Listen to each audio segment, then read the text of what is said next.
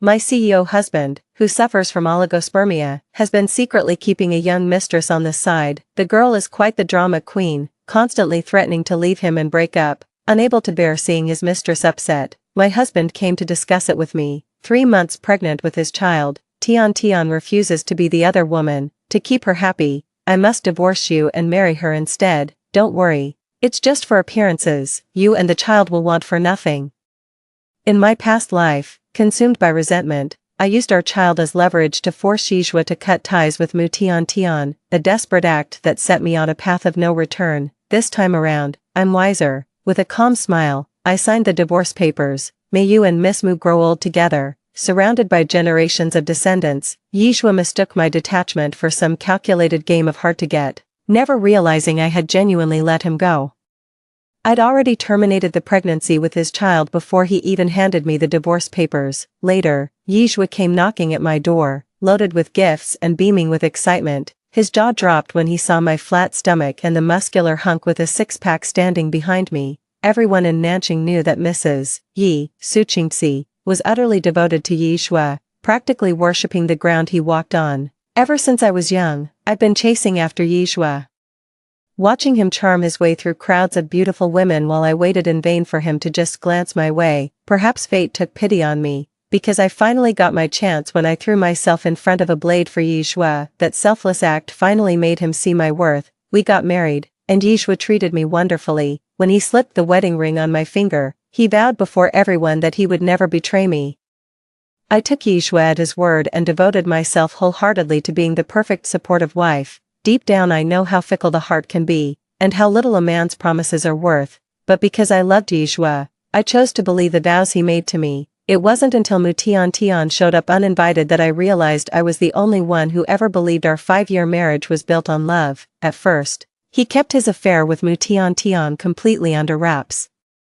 They kept hiding Mu Tian's affairs from me, making sure no one brought them to my attention. But Mu Tian couldn't stand being ignored and thrust herself into my life. At my 3-month pregnancy celebration party, Mu Tian took it upon herself to rip off the veil of secrecy. After obtaining an invitation to my birthday, she showed up dressed to the nines, approached me under the pretense of toasting, and splashed a glass of red wine on me. Before I could even process what was happening, I was already on the ground, sobbing and begging for mercy like a storm-battered pear blossom. Mrs. Yi, this is all my fault. I never should have come between you and Mr. Yi. You have every right to hit me, but I truly love him. Love is something you can't control. The mistress showing up to confront the wife in front of all those guests caused such a scene, humiliated beyond words. I went into premature labor right then and was rushed to the hospital, lying on the cold hospital operating table.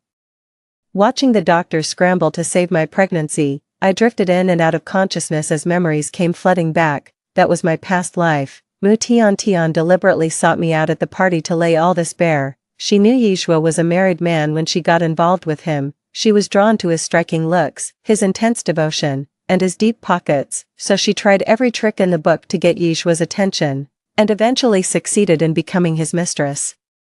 Mu Tian is quite the manipulator. She plays both sides while maintaining a facade of innocence. She wants to have her cake and eat it too, playing the other woman while painting herself as a pure, naive young girl. Surprisingly, Yijue fell for her act hook, line, and sinker. Ever since getting together with Mu Tian, he's been completely under her thumb. In our previous life, the scene orchestrated by Mu Tian quickly went viral and became a trending topic. The Yi family tried every means to suppress and Yijue stayed by my side briefly because I was carrying his child, but he was soon drawn away by Mu Tian's suicide attempt. Fearing he might lose his beloved Mu Tian, he chose to make his pregnant wife step aside. While I was lying in the hospital bed trying to prevent a miscarriage, drowning in my own tears, Yijue was busy comforting and caring for Mu Tian, who was faking a suicide attempt, of course. Mu Tian wasn't idle either. She kept sending me provocative messages from a fake account and later outright challenged me. She claimed she was the one Yijue truly loved, and that if he had to choose between her and me, he would always pick her. She even wanted to make a bet with me, wagering on who Yijue would ultimately choose. After making the bet, Mu Tian fled from the hospital. This wasn't actually Mu Tian's first time leaving. She had performed this escape act 4 times in front of Yijue, The first time, she pretended to discover Yishua was married, then tearfully left declaring she wouldn't be the other woman she claimed to be leaving, but deliberately left her address behind. In the end, Yishua went after her and sweet-talked her into coming back. Mu Tian kept insisting she didn't want to come between a married couple or be the other woman. Yet she had no qualms about enjoying all the material comforts Yishua provided. She lived in a sprawling penthouse, drove luxury sports cars worth millions, and everything from her clothes to her handbags were limited edition pieces. Every time Mu Tian staged her breakup and runaway drama, it would wrench Yishua's heart. Yishua would launch an all-out search for Mu Tian, then shower her with extravagant gifts to win back her favor. Mu Tian knew exactly how deeply Yishua felt for her, and she reveled in it. Once certain he was utterly captivated, she set her sights beyond mere wealth. She wanted to become his legitimate wife. Mu Tian left Yishua an emotionally charged letter, declaring she would never be the other woman who destroys a family, and bidding him a final farewell. For Yishua, what he felt for her was genuine love. After Mu Tian faked being humiliated by me, attempted suicide, and fled, he finally made up his mind. He realized his true love was Mu Tian and couldn't bear to see her suffer. Yishua, frantic with worry, immediately gathered his men to chase after Mu Tian, forcing me to sign the divorce papers before leaving to clear the way for their relationship. In my past life, I refused to accept this fate. Knowing full well what kind of person Mu Tian was, I stubbornly held my ground and wouldn't step aside. I threatened to terminate the pregnancy, forcing Yishua to halt his pursuit of Mu Tian. Yishua and I have been married for 5 years, but his oligospermia has prevented me from getting pregnant. When Yishua briefly returned to our family because of the child, I truly believed he had turned over a new leaf. Little did I know it was all just a facade. Unbeknownst to me, he had already secretly brought Mu Tian back. He knew his body wasn't suited for pregnancy, so he kept it from me all along. On the day I went into labor, they deliberately caused a medical accident. I died from massive hemorrhage, and less than a month after my death, Yishua flaunted his marriage to Mu Tian while raising my child as his own. They lived a blissful life with my child, basking in marital harmony, while I became the tragic sacrifice that seasoned their love story. Lying on that hospital gurney, replaying the pathetic mess of my past life, I just wanted to slap myself silly. How utterly stupid was I to throw my life away over a cheating scumbag? But since fate's giving me a second chance, I swear I won't make the same mistakes again. I'm done with Yishua, and I won't be keeping the child either. I'm divorcing Yishua to find my own happiness. The nurses wheeled me out of the emergency room, but Yishua was nowhere to be seen. Mu Tian pulled another fake suicide attempt. Just like in our previous life, they say the blood from her wrist cutting filled the entire bathtub. I found it utterly ridiculous when I heard it. How could anyone possibly have that much blood? To convince Yishua, Mu Tian bought a massive amount of fresh pig's blood, enough to fill an entire bathtub. She then made a small cut on her hand, lay down in the tub to soak in the pig's blood, and had the housekeeper call Yishua for help. Love made Yishua lose his mind. Upon hearing about Mu Tian's suicide attempt, he rushed straight to her luxury apartment, then carried her out, drenched in pig's blood, and rushed her to the hospital. The scene was caught on camera and sparked another wave of online frenzy. Mu Tian's staged suicide act moved Yishua to his very core. Worried sick about Mu Tian's safety and terrified of losing her, he kept constant vigil at her side for days, never even bothering to change his clothes. News about him and Mu Tian trends on social media every single day. On the third evening after Mu Tian's suicide, I received an anonymously sent photo of 2 people holding hands. The man's finger was wearing a diamond ring engraved with my name. I'm the one he truly loves. The one who isn't loved is the other woman. Su Qingxi, you can't win against me. Having lived through this life before, I knew perfectly well I could never compete with her, so I never intended to challenge Mu Tian. After realizing how absurd everything I'd been through was, I'd already made up my mind to walk away. I handed Yishua over to Mu Tian, hoping she would love him forever, until death do us part, for all eternity. After making up my mind, I secretly paid the doctor who was supposed to help me keep the pregnancy to perform an abortion for me. After the procedure, I stayed in the hospital for another week. Yishua didn't show up once during that entire week. I was actually glad for the peace and quiet. After a week of rest, I was discharged and returned to the home I shared with Yishua. No time for sorrow, I just want to start my life anew. I've been steadily sorting through my assets without pause. After 5 years of marriage to Yi Shue, there wasn't much property to divide. He married me back then out of gratitude for saving his life. The Yi family may be powerful and influential, but I have no share in any of it. I was such a fool back then, thinking his acceptance meant forever. It never crossed my mind he'd abandon me for another woman. I have to admit, Yi Shue's affections come and go as quickly as the tide.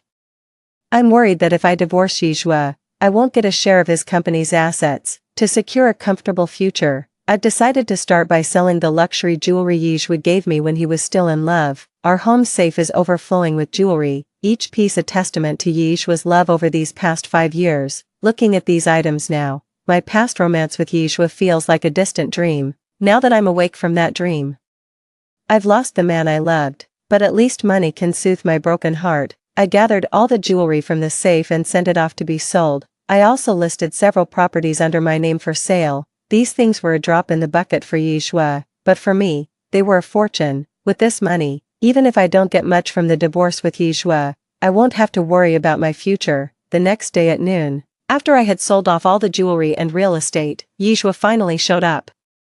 His hair disheveled and his clothes covered in wrinkles. When he walked in, I was sipping chicken soup. He sat down across from me, fully expecting me to say something, but I just kept my head down and continued drinking the soup without any reaction. Finally, he couldn't hold back anymore and spoke first. "Chinxi, I'm truly sorry for what happened this time. You can hit me or curse at me. I deserve it." I just glanced up at him before continuing to sip my soup. A flicker of surprise crossed Yi Shue's face when he saw how composed I was. Convinced that I was hopelessly in love with him, he pulled out a document without hesitation and handed it to me. Tian refuses to be the other woman. She can't live without me, so I can't abandon her. This is the divorce agreement. Sign it first. You want a divorce? I asked calmly as I took the papers. Yes, I had no choice. Tian threatened to take her own life, and I couldn't just stand by and watch a living person die. That's why I must divorce you and marry her. Perhaps realizing how cruel his words sounded, Yi Shue softened his tone. "Chinxi, don't worry, even after we divorce, I won't let you suffer in the slightest. I'll give you half of my assets to ensure you and our child are provided for." I was overjoyed that Yi Shue would so generously offer me half his wealth. I took the divorce agreement and read it carefully. The terms were crystal clear. Yi Shue was indeed willing to compensate me with half his assets for the sake of love. With that much money at stake, why would I refuse to sign and Yi Shue's wishes? I accepted the pen Yi Shue handed me and signed my name in neat, proper strokes. Seeing me sign without tears, drama, pleas, or attempts to change his mind, Yi Shue's expression actually turned somewhat unpleasant. He stared at me for a moment, and after confirming I had no intention of crying or begging, his face darkened as he issued a sharp warning. "Chinxi, I know how you feel about me. I want you to accept this situation and divorce me without resorting to any other tactics. Let me be perfectly clear. If you dare lay a finger on Tian, I will make you pay." I looked up at him calmly. Yi Shue truly understood me. In her past life, Su Qingxi had loved Yi Shue to death. After suffering such a devastating betrayal, it was entirely possible she would have done something to hurt Mu Tian, but in this life, Su Qingxi wouldn't stoop to such pettiness. I made a solemn vow to Yi Shue. "You have my absolute word. What you fear will never come to pass." Naturally, Yi Shue didn't trust my words. He warned me once more. "Remember your promise to me. If you dare harm Tian, I'll make you pay. Even if you're with child, I always keep my word." A sardonic smile touched my lips. Yi Shue actually thought I'd use our child as leverage against him. Little did he know the child we shared was long gone. I had no intention of revealing the truth now, so I brushed him off with a terse, "Understood. You should go find your precious Miss Mu." Yi Shue seemed almost unsettled by the absence of my tearful pleas or attempts to use the pregnancy as a bargaining chip. He was all set to rush to his beloved Mu Xianchen.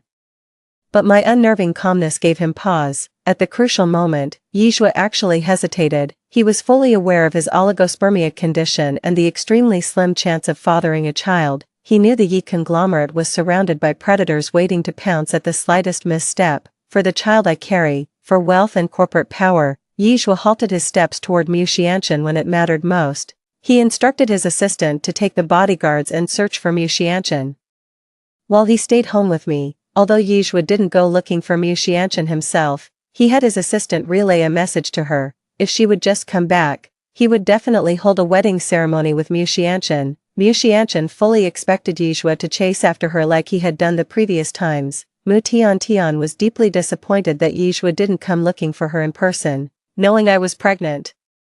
She carefully considered her options and realized she had no chance of winning this fight. In the end, Mu Tiantian obediently returned with Yizhua's assistant. When Yizhua heard that his assistant had brought Mu Tiantian back, he was overjoyed and rushed to see her immediately. That very night, I received photos and videos sent from Mu Tiantian's alternate account. It was an awe-inspiring fireworks display that left everyone envious. Yizhua spent millions to set off the spectacle of love. He used thousands of drones to profess his love to Mu Tiantian in the sky, and even gifted her an exquisitely valuable pink diamond. Honestly, I couldn't care less about whatever's going on between Yizhua and Mu Tiantian, but Mu Tiantian seems to see me as some kind of obstacle. She even used a burner account to livestream their romantic moments right to me. Mu Xianqian told me arrogantly. Yizhua will be staying with her from now on. He won't come back to see this old hag anymore. She was clearly trying to get a rise out of me, but I couldn't be bothered to play these petty jealousy games. I opted for the full blocking service instead. A large sum from the jewelry and house sale came through quickly. I moved out of the marital home I shared with Yizhua, ready to embark on a journey with my newfound fortune to unwind. Before this, my entire world had revolved around Yizhua. I had no sense of self, no life of my own. Now I want to live life on my own terms. But Yizhua and Mu Tiantian just couldn't stand to see me happy. On the third day of my journey, Yizhua called me. He demanded furiously, Su Qingxi, how dare you sell our marital home, and you pawned all the jewelry I gave you. Have you lost your mind? I suppressed my disgust while listening to Yizhua's rant. If it weren't for the mandatory 30-day cooling-off period before the divorce takes effect, I would have blocked him long ago. Now is not the right time, after all. I still haven't received that substantial divorce settlement. Holding back my revulsion, I said, wasn't that house given to me? Since that's the case, isn't selling it my rightful decision? And those jewelry pieces are completely outdated. What's wrong with selling them to buy new ones? Hearing my calm tone, Yizhua's voice cracked with anger. We chose our marital home together. Every detail of the interior design had your approval. You called it our love nest. And those jewelry pieces were carefully selected gifts from me. You promised to cherish them forever as family heirlooms. He actually knows all about it. I thought he'd long forgotten everything from before. I calmly retorted, you're about to divorce me and marry someone else. Why would I keep those things? Just to add to my misery. My response made Yizhua think I was being jealous and petty, so he softened his tone. Haven't I told you? The divorce is only to keep Tian from killing herself. She's been with me since she was so young. Shouldn't I fulfill her wish? Tian is young and doesn't know any better. But you're a grown woman, shouldn't you understand? By the way, how is the baby? Have you been going for your regular prenatal checkups? This is so damn disgusting. If it weren't for the inheritance, I wouldn't bother humoring him at all. I forced myself to give a few half-hearted responses for the money. Yizhua said a few more concerned words to me before finally hanging up. That phone call made me so sick I almost threw up the delicious food I'd just eaten. I had just barely managed to calm my anger when Mu Tiantian showed up at my door again. After I repeatedly rejected her attempts to add me with alternate accounts, Mu Xianqian finally lost her patience. She started sending videos and photos directly to my social media inbox. You old hag.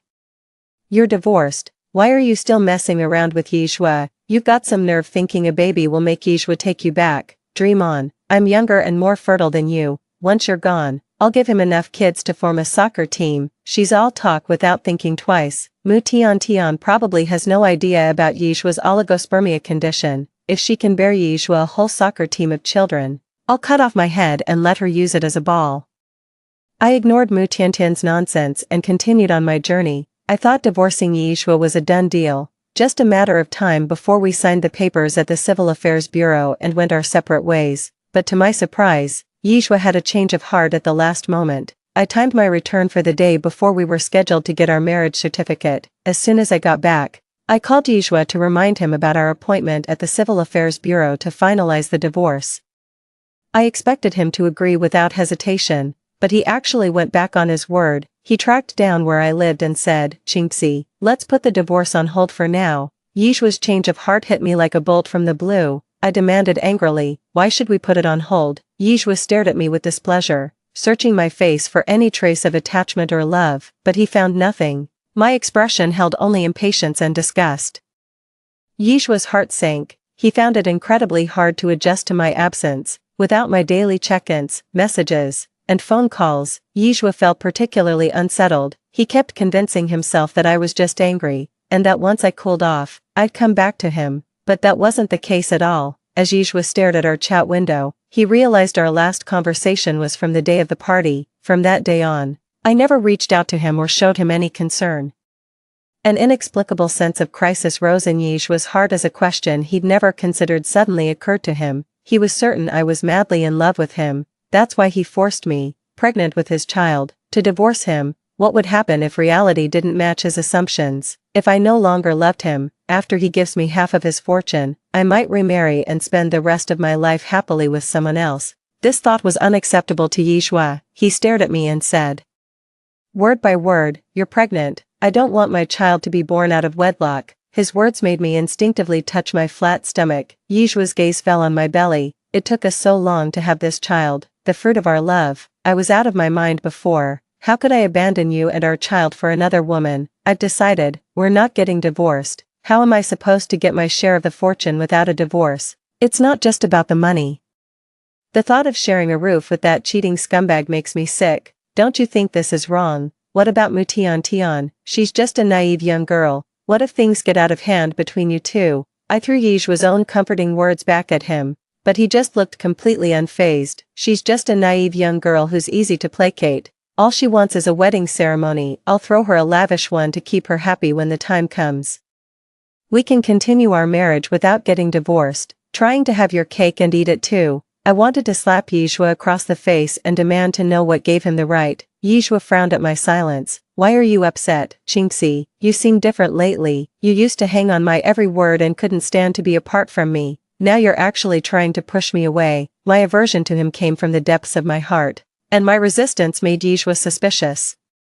His gaze fell on my belly. Come to think of it, I haven't accompanied you to any prenatal checkups lately. Let me go with you now to see how our little one is doing. Right after saying that, Yishua called his assistant and instructed him to schedule an appointment with the obstetrician. He then personally drove me straight to the hospital for the checkup, leaving no room for refusal. My heart was racing the whole way there. I couldn't wait to get to the prenatal checkup hospital. The truth would soon come out, and that's when Yishua and I would have our final showdown. I couldn't just stand by and watch a fortune slip through my fingers. I had to come up with a plan. In my panic, Mutian quickly came to mind. I snapped a photo of Yishua driving and immediately sent the picture along with a message to the anonymous account Mutian used to provoke me. A mistress will always be a dirty little secret. You probably don't know this, but my husband is personally driving me to the hospital for my prenatal checkup right now. He's promised not to divorce me. He's just keeping you on the side. You'll never be anything more than a shameful mistress. Not even 2 minutes after sending the message, Yishua's phone rang. It was the nanny who takes care of Mutian, saying she had fallen ill and suddenly lost consciousness. I heard that his precious darling had fallen ill, and Yishua was so distressed that he immediately abandoned me at the hospital entrance and rushed off to find Mutian. While feeling relieved, I immediately went to consult with the doctor who handled my prenatal checkups and was also scheduled to perform my abortion. I begged her to help me keep it a secret from Yishua that I had terminated the pregnancy. After taking care of everything, I returned home feeling at ease, only to see that Mutian had sent me a message.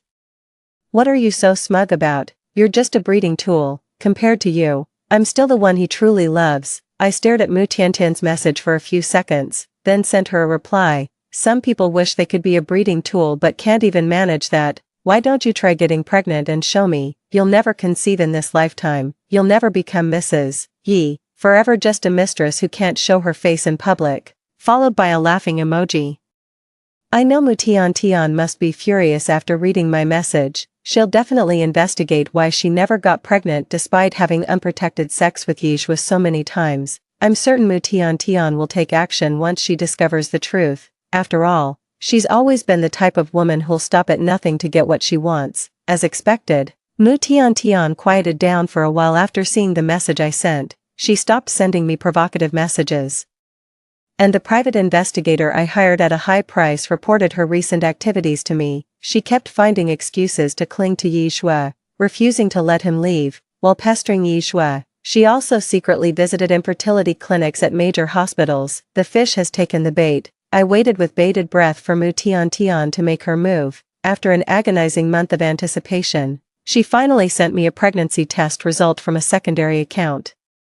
On the very night I received Mu Tian's pregnancy test result, Yishua showed up at my temporary residence again. He was holding a huge bouquet of roses and had brought along some expensive jewelry. I accepted the expensive jewelry without any reservations. After all, these pieces could fetch a fortune if sold. I'm not one to put on airs. Why turn down good money? After Yishua, with rare patience, joined me for dinner, he finally got down to business. Qingxi. Let's go through with the divorce procedures tomorrow. I was secretly delighted, but still pretended to be heartbroken as I confronted Yishua. Why? Didn't you say we wouldn't get divorced? Why are you going back on your word? I have no other choice. Qingxi, you love me so much, surely you can understand my difficult position. Yishua lowered himself to coax me, but I kept crying and making a scene until he finally lost patience. He snapped at me with an overbearing tone.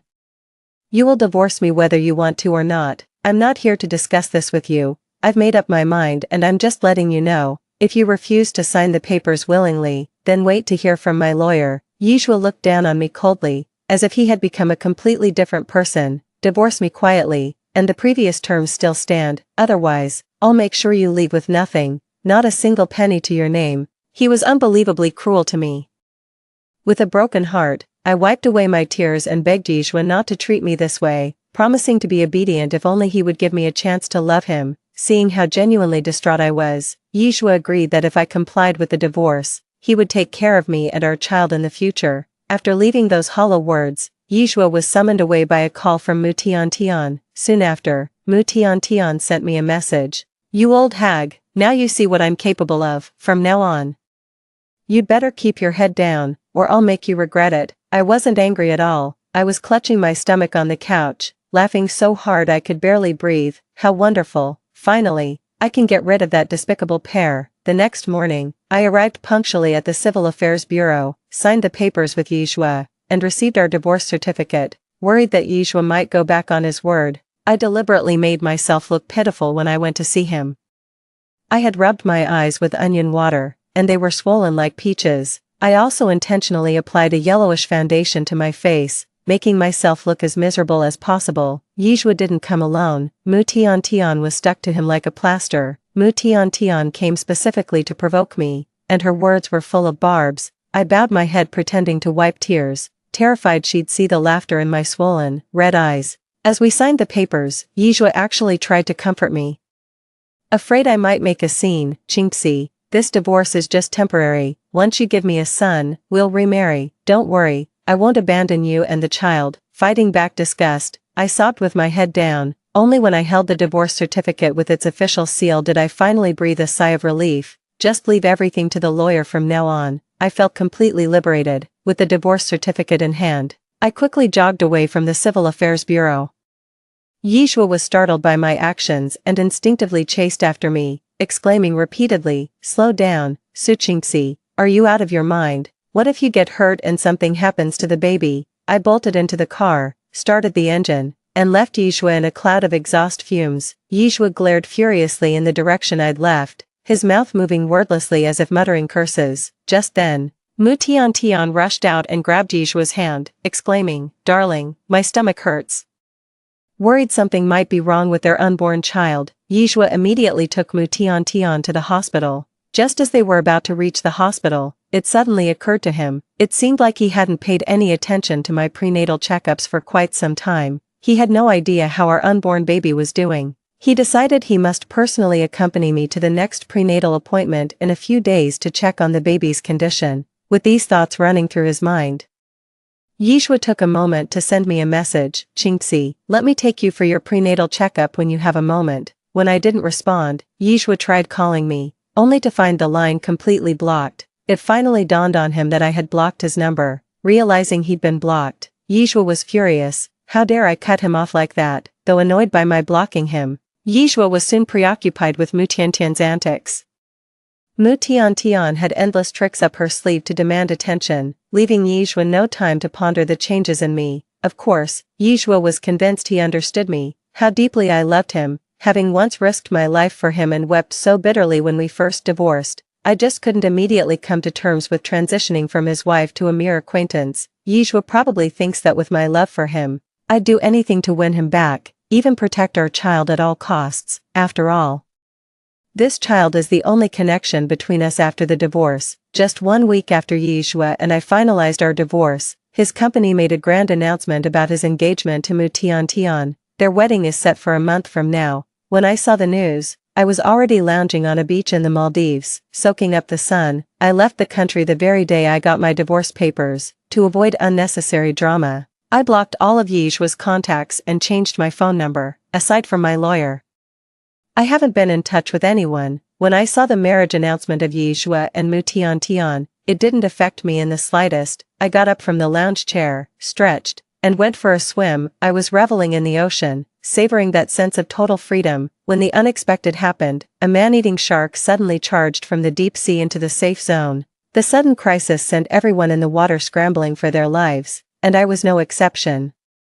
Then came another mishap. As I was desperately swimming back, my leg cramped up, paralyzed and unable to swim back. The shark closed in on me in seconds. I saw the shark's gaping jaws and razor-sharp teeth clearly, and fear made me shut my eyes. I felt the hot, breathy maw engulf me, the sharp sting of teeth piercing my skin. As I blacked out, I heard a rapid series of pops like firecrackers going off near my ears. Then I completely blacked out. I came to 3 days later.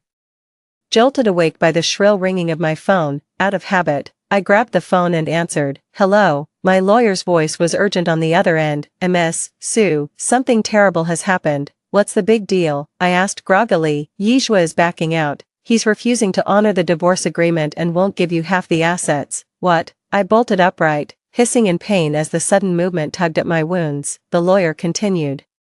He wants you to return home immediately to meet with him. You have 1 week to decide. What if I refuse to return to the country? If you don't return, he'll report you as a missing person to invalidate the divorce agreement. How dare he? I was absolutely furious. The lawyer sighed. The apartment you've been living in caught fire yesterday. Police found a charred body inside, and since you have no known relatives, they preliminarily identified the remains as yours.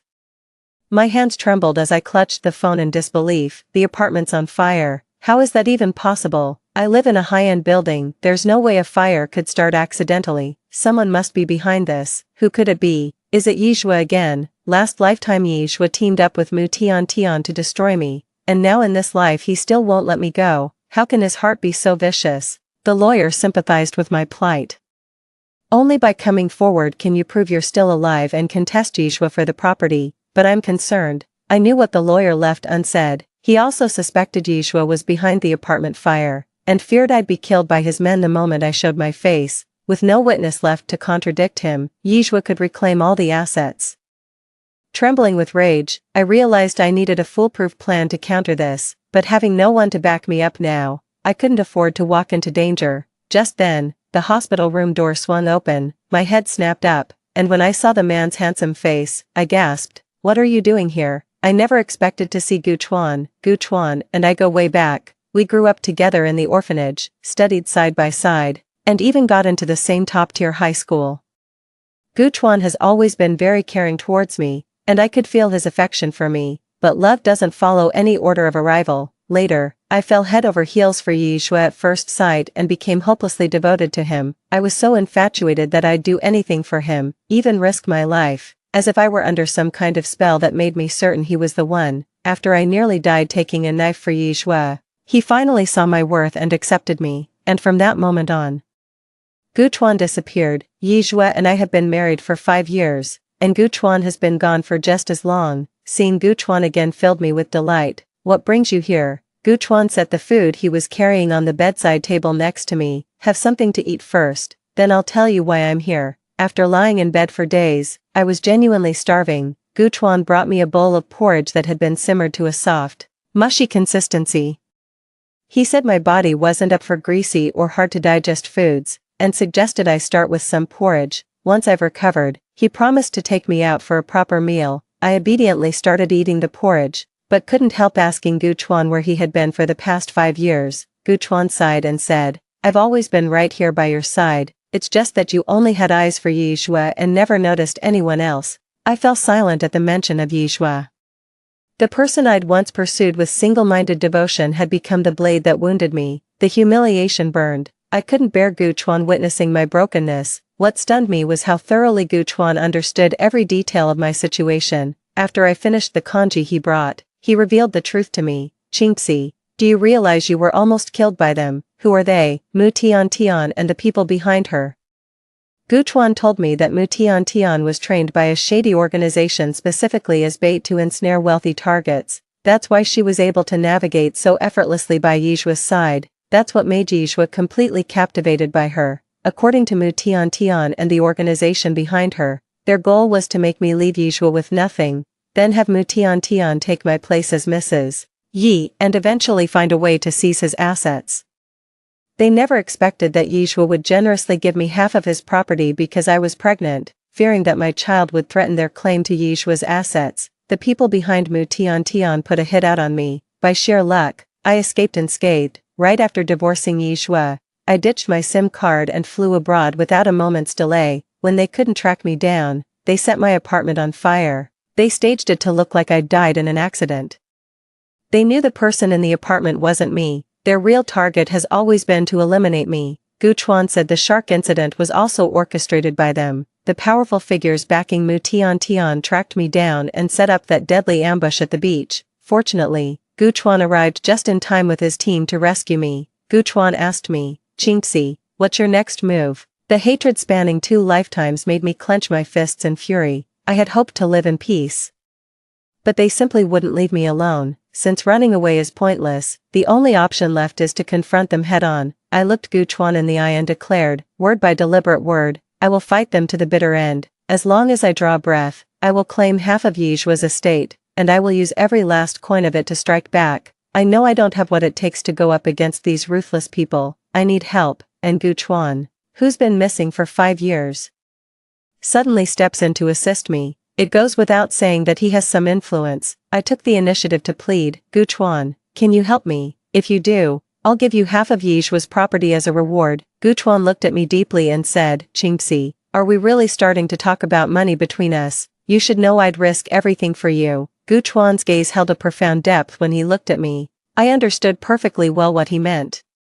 It's just that I failed to see his worth back then, and now I feel I don't deserve him. Gu Chuan didn't press me for any promises. He simply said he would handle everything and asked me to set my mind at ease while waiting. How could I possibly set my mind at ease? Worry consumes me every waking moment. After all, I was murdered in my past life, and I don't want to meet a violent end again this time around. I'm going to fight back. Fortunately, during the divorce cooling-off period, I had hired a private investigator to look into Mu Tian. I know Mu Tian's secret. I handed over all of Mu Tian's secrets to Gu Chuan, and he told me to wait for his good news. He sent me to a safe place to wait, and every day felt like an eternity. Time flew by, and soon enough, the wedding day for Yizhua and Mu Tian arrived. Their wedding dominated most of the trending topics in the entertainment section. Mu Xianqian's wedding dress, diamond ring, and even the venue, every detail was nothing short of the finest. Mu Xianqian made a grand spectacle of her happiness, announcing it to everyone far and wide. I knew I was her target. She thought I was in love with Yizhua and that seeing all this would make me jump out impulsively. That way, she could seize the moment to deal me a crushing blow and finally put her mind at ease, seeing that I had no intention of showing myself.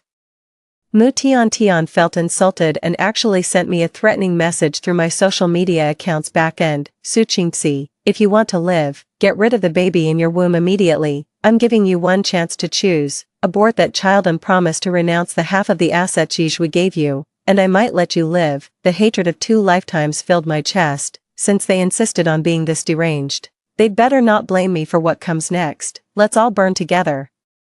The day of Yizhua and Mu Tian's wedding was blessed with perfect weather. Groom Yizhua and bride Mu Tian stood at the entrance in their custom-tailored wedding attire, greeting the distinguished guests. Despite it being his wedding day, Yizhua's face showed little joy. Over 30 days had passed since his divorce from Su Qingxi. He hadn't heard from Su Qingxi at all. His messages went unanswered. Her phone was unreachable.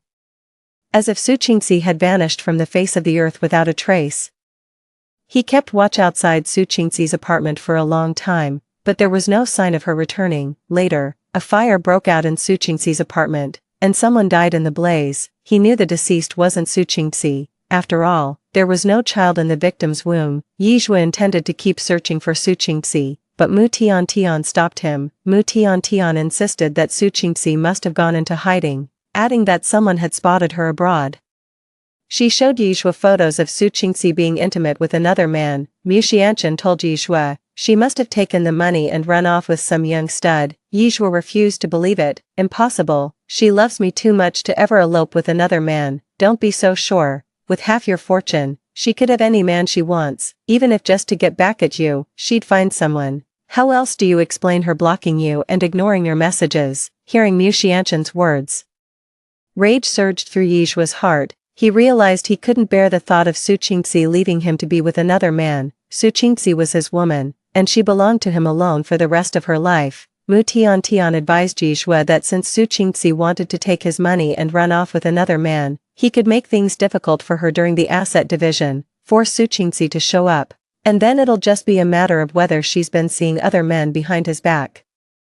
With no better alternatives, Yizhua tacitly approved Mu Tiantian's approach. He sent word to Su Qingxi's lawyer that any discussion of assets required Su Qingxi's personal involvement, otherwise he wouldn't budge. After sending the message, Yizhua waited for Su Qingxi to come to him on her own. He even considered calling off the wedding with Mu Tiantian if Su Qingxi took the initiative to appear. He plans to remarry Su Qingxi, while keeping Mu Tiantian as his mistress with a financial settlement.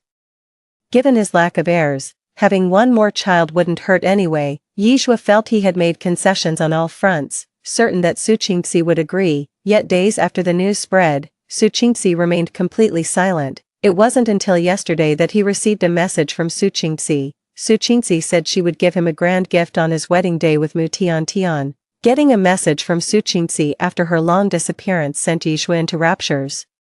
He immediately messaged back to press Su Qingxi for answers, but she suddenly went offline again. Yizhua tossed and turned all night, his mind racing through countless possibilities. Why would Su Qingxi suddenly send such a message? Was she planning to disrupt his wedding with Mu Tiantian? Having heard nothing from Su Qingxi for over a month, he missed her terribly. If Su Qingxi were to cause a scene by trying to disrupt the wedding, he could still find it in his heart to forgive her.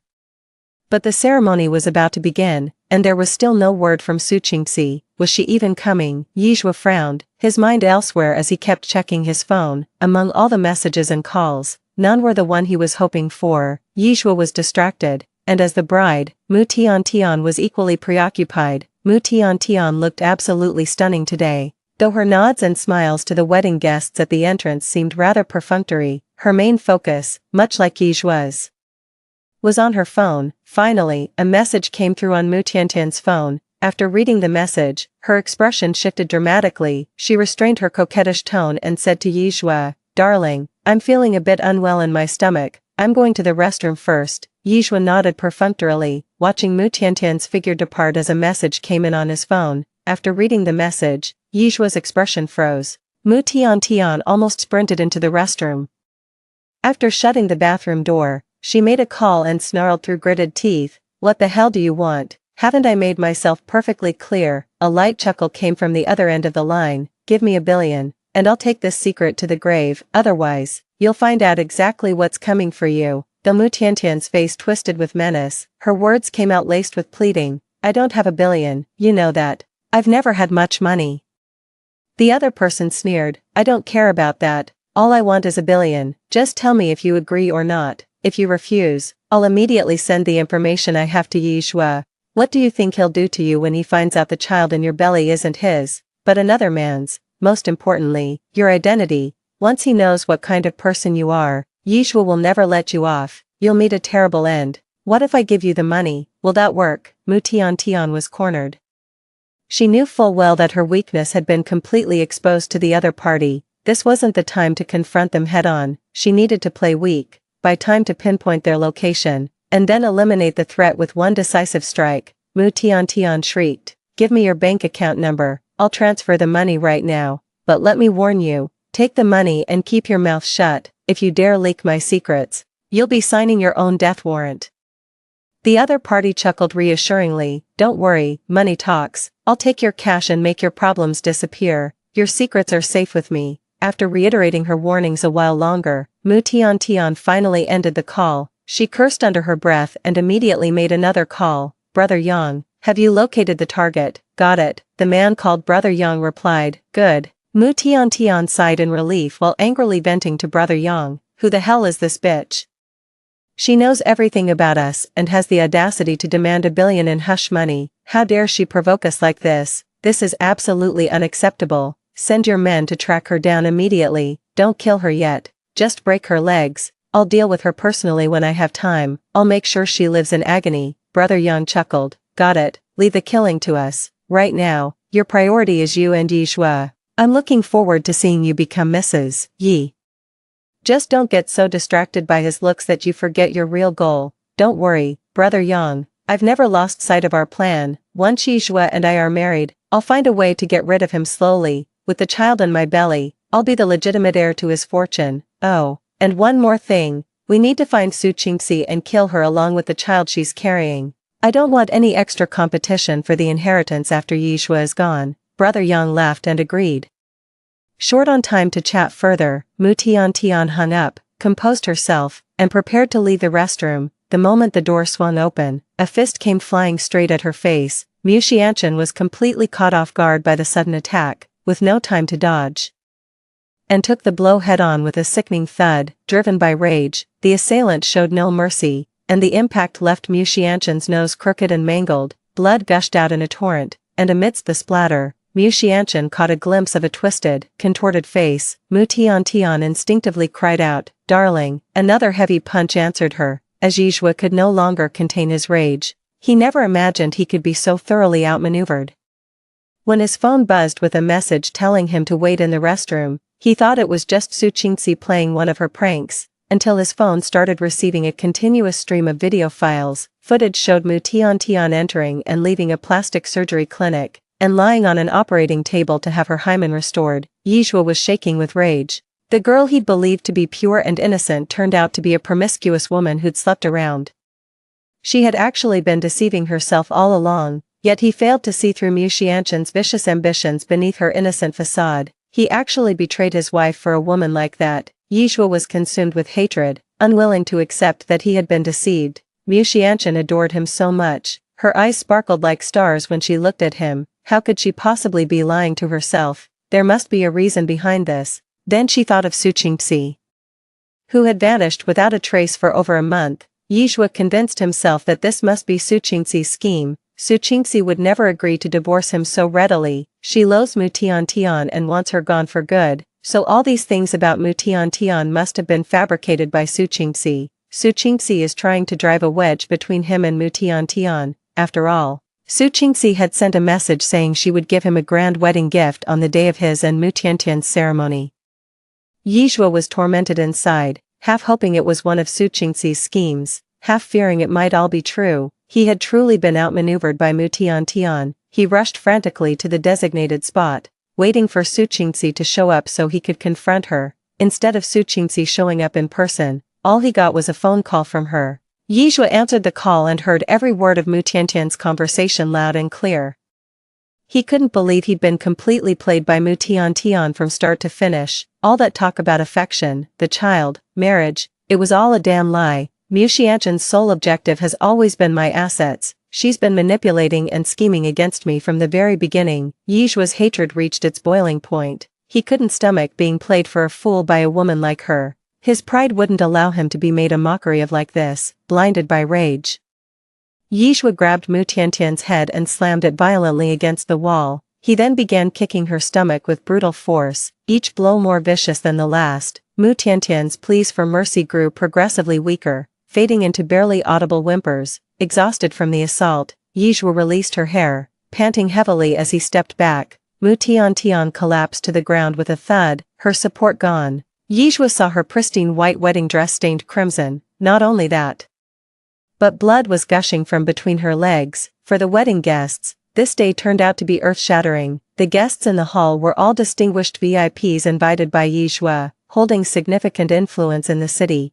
Everyone in the hall chatted animatedly while eagerly awaiting the bride and groom's entrance for the wedding ceremony. However, an unexpected situation arose. The premier wedding host repeatedly called for the couple to enter from the stage but received no response. Then, the festive music playing on the wedding screens abruptly ceased. Then came bizarre sights and sounds. The bride, in her custom wedding gown, hid in the restroom, viciously haggling with someone before contacting a man named Brother Yang to hire a hitman. Immediately after, the groom appeared and violently attacked the bride. Everyone watched in horror as the groom assaulted the bride, leaving her battered beyond recognition and bleeding profusely.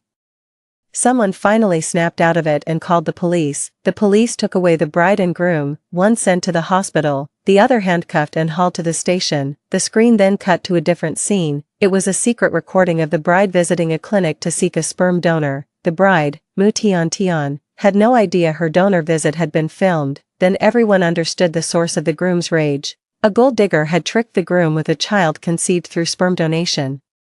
No wonder the groom was so enraged that he would resort to such violence against Mu Tian Tian. Then it became known to all that the groom, Yizhua, suffered from oligospermia. After Yizhua violently assaulted Mu Tian Tian, she lost her unborn child and was rushed to the hospital by police for emergency treatment due to severe injuries. Yizhua was taken into police custody for questioning on charges of intentional assault. The incident escalated into a major case, prompting police to deploy additional forces for multi-pronged containment and arrests. The entire criminal network backing Mu Tian Tian was apprehended. The trial concluded 6 months after the verdict was announced, with Mu Tian Tian and the mastermind known as Brother Yang receiving life sentences as the principal offenders. Yizhua was also detained by the police for 6 months for violently assaulting Mu Tian Tian, after exhaustive efforts by his lawyer.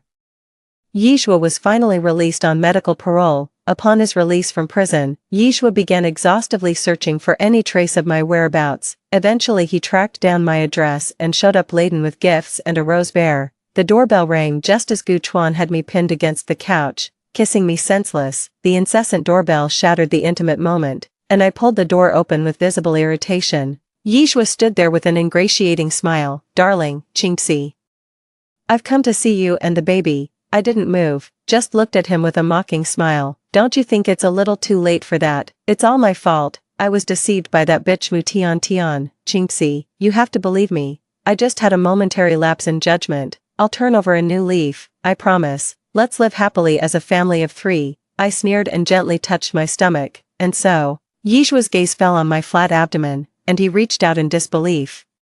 I took a step back as a hand reached out from behind me, blocking Yizhua's movement. "What do you think you're doing?" Yizhua's gaze fell upon Gu Chuan, who was shielding me protectively like a mother bear guarding her cub. "You and him, it's exactly what it looks like." Gu Chuan chimed in with a cheerful smile. "We've already gotten our marriage license, and the wedding planning is underway. Since we don't want any unpleasant people there, you won't be receiving an invitation." Yizhua stared at the intimate scene between Gu Chuan and me, his face a mask of disbelief. "You, how could you? When did you two get together? What about the child? What about our child? Someone like you doesn't deserve to have children. Since you're so fond of cheating and keeping a mistress, why don't you go have a baby with one of them instead?" Hearing Gu Chuan's sarcastic words, Yizhua let out a pained cry of anguish. "It's not like that. It's not like that, Qingxi. You love me so much. How could you bear to give up our child? Why would she have a child for someone like you? Do you even deserve it?" The door slammed shut with a heavy thud, and Yizhua collapsed to the floor, seeing everything clearly. As the door closed, Gu Chuan inside lifted Su Qingxi and captured her lips in a kiss. Yizhua understood exactly what this meant. This wasn't how it was supposed to be.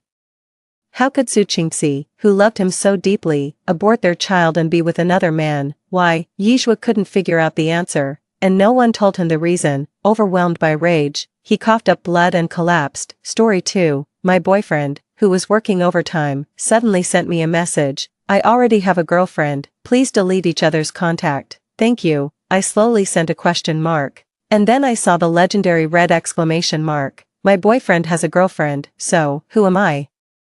1. Zhou Yu has been working overtime a lot recently. I feel sorry for his busyness and also lament that the time he spends with me is getting less and less. Just as I was about to pack the soup cooked by the aunt and go to his company to see him, I received a WeChat message from Zhou Yu. "I already have a girlfriend. Please delete each other's contact." Thank you. At first glance, I found this message a bit funny. This guy has some sense of male virtue, however, why did he send the message to me?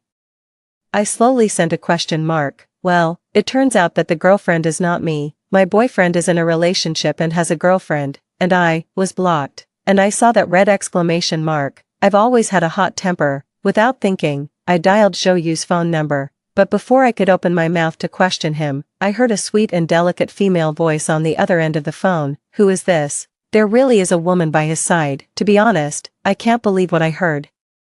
Zhou has always adhered strictly to male virtue and never allows any opposite sex other than me to get close to him. He even pays attention to maintaining a distance from the same sex. But today, he let a woman answer his phone. Where's Zhou? Ask him to answer the phone. I frowned and said coldly into the phone. The woman on the other side let out a contemptuous laugh. Looking for you. He's busy now and doesn't have time. Ask him to answer the phone. I raised my voice and almost shouted into the phone. Miss, I advise you to have some self-respect. You has a girlfriend, and you're still pestering him like this. Don't you know it's demeaning? She said with a giggle and then hung up the phone. If I was just angry before, now I'm really furious. I directly drove to Zhou's company. If this scumbag man dares to find a woman behind my back, he has to be prepared to pay the price. It was a little past 9 o'clock in the evening. In Zhou's company, except for the lights on the top floor, everything else was already dark. There was no one downstairs except a security guard. The security guard was a bit surprised to see me coming. Miss Yen, are you here to pick up President Zhou after work? I didn't answer and directly walked into the elevator and went up to the top floor. The whole office building was very quiet, but when I reached the top floor, I could clearly hear the sound of people talking. I burst into Zhou's office, and the words of accusation were almost on the tip of my tongue, but I saw that his office was filled with people, and it seemed they were discussing something. At this moment, everyone turned around and looked at me in surprise, stared at by more than a dozen pairs of eyes. I subconsciously swallowed my saliva, but I still accurately saw the woman sitting in the corner who didn't fit in with this room. At this moment, she was wearing a suit jacket and looking at me with a half smile. Yen, why are you here? Zhou was very surprised to see me come and directly stood up from his chair and walked towards me, probably noticing my unhappiness. Zhou quickened his pace a bit nervously, but he was still a step too late. The woman sitting in the corner suddenly rushed forward and walked in front of me one step ahead of him. She even stood between us with her body. Miss, we're having a meeting.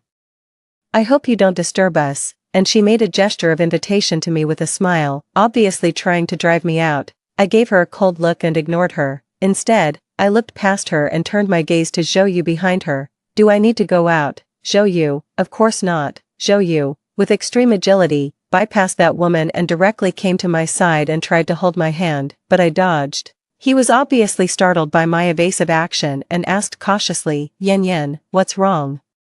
It's okay, you can have the meeting first, I said coldly. Zhou looked back at the people in the office and quickly pulled me inside, intending to let me sit beside him. When passing by that woman, he directly ignored her. Who is this miss? Now that the company is having a meeting, isn't it inappropriate for her to come in? Ignored. The woman's face didn't look good, but she still forced a smile and stepped forward to block me from entering. Zhou stopped and frowned at the woman, looking as if he had just noticed her. Zhu Jing, why are you still here? I'm accompanying you to the meeting. Zhu Jing's expression froze, and she said awkwardly, what meeting are you accompanying me to? The general assistant doesn't even need to attend tonight's meeting. What are you, the assistant to the general assistant, doing here? Zhou's tone was displeased, and he didn't seem to be pretending.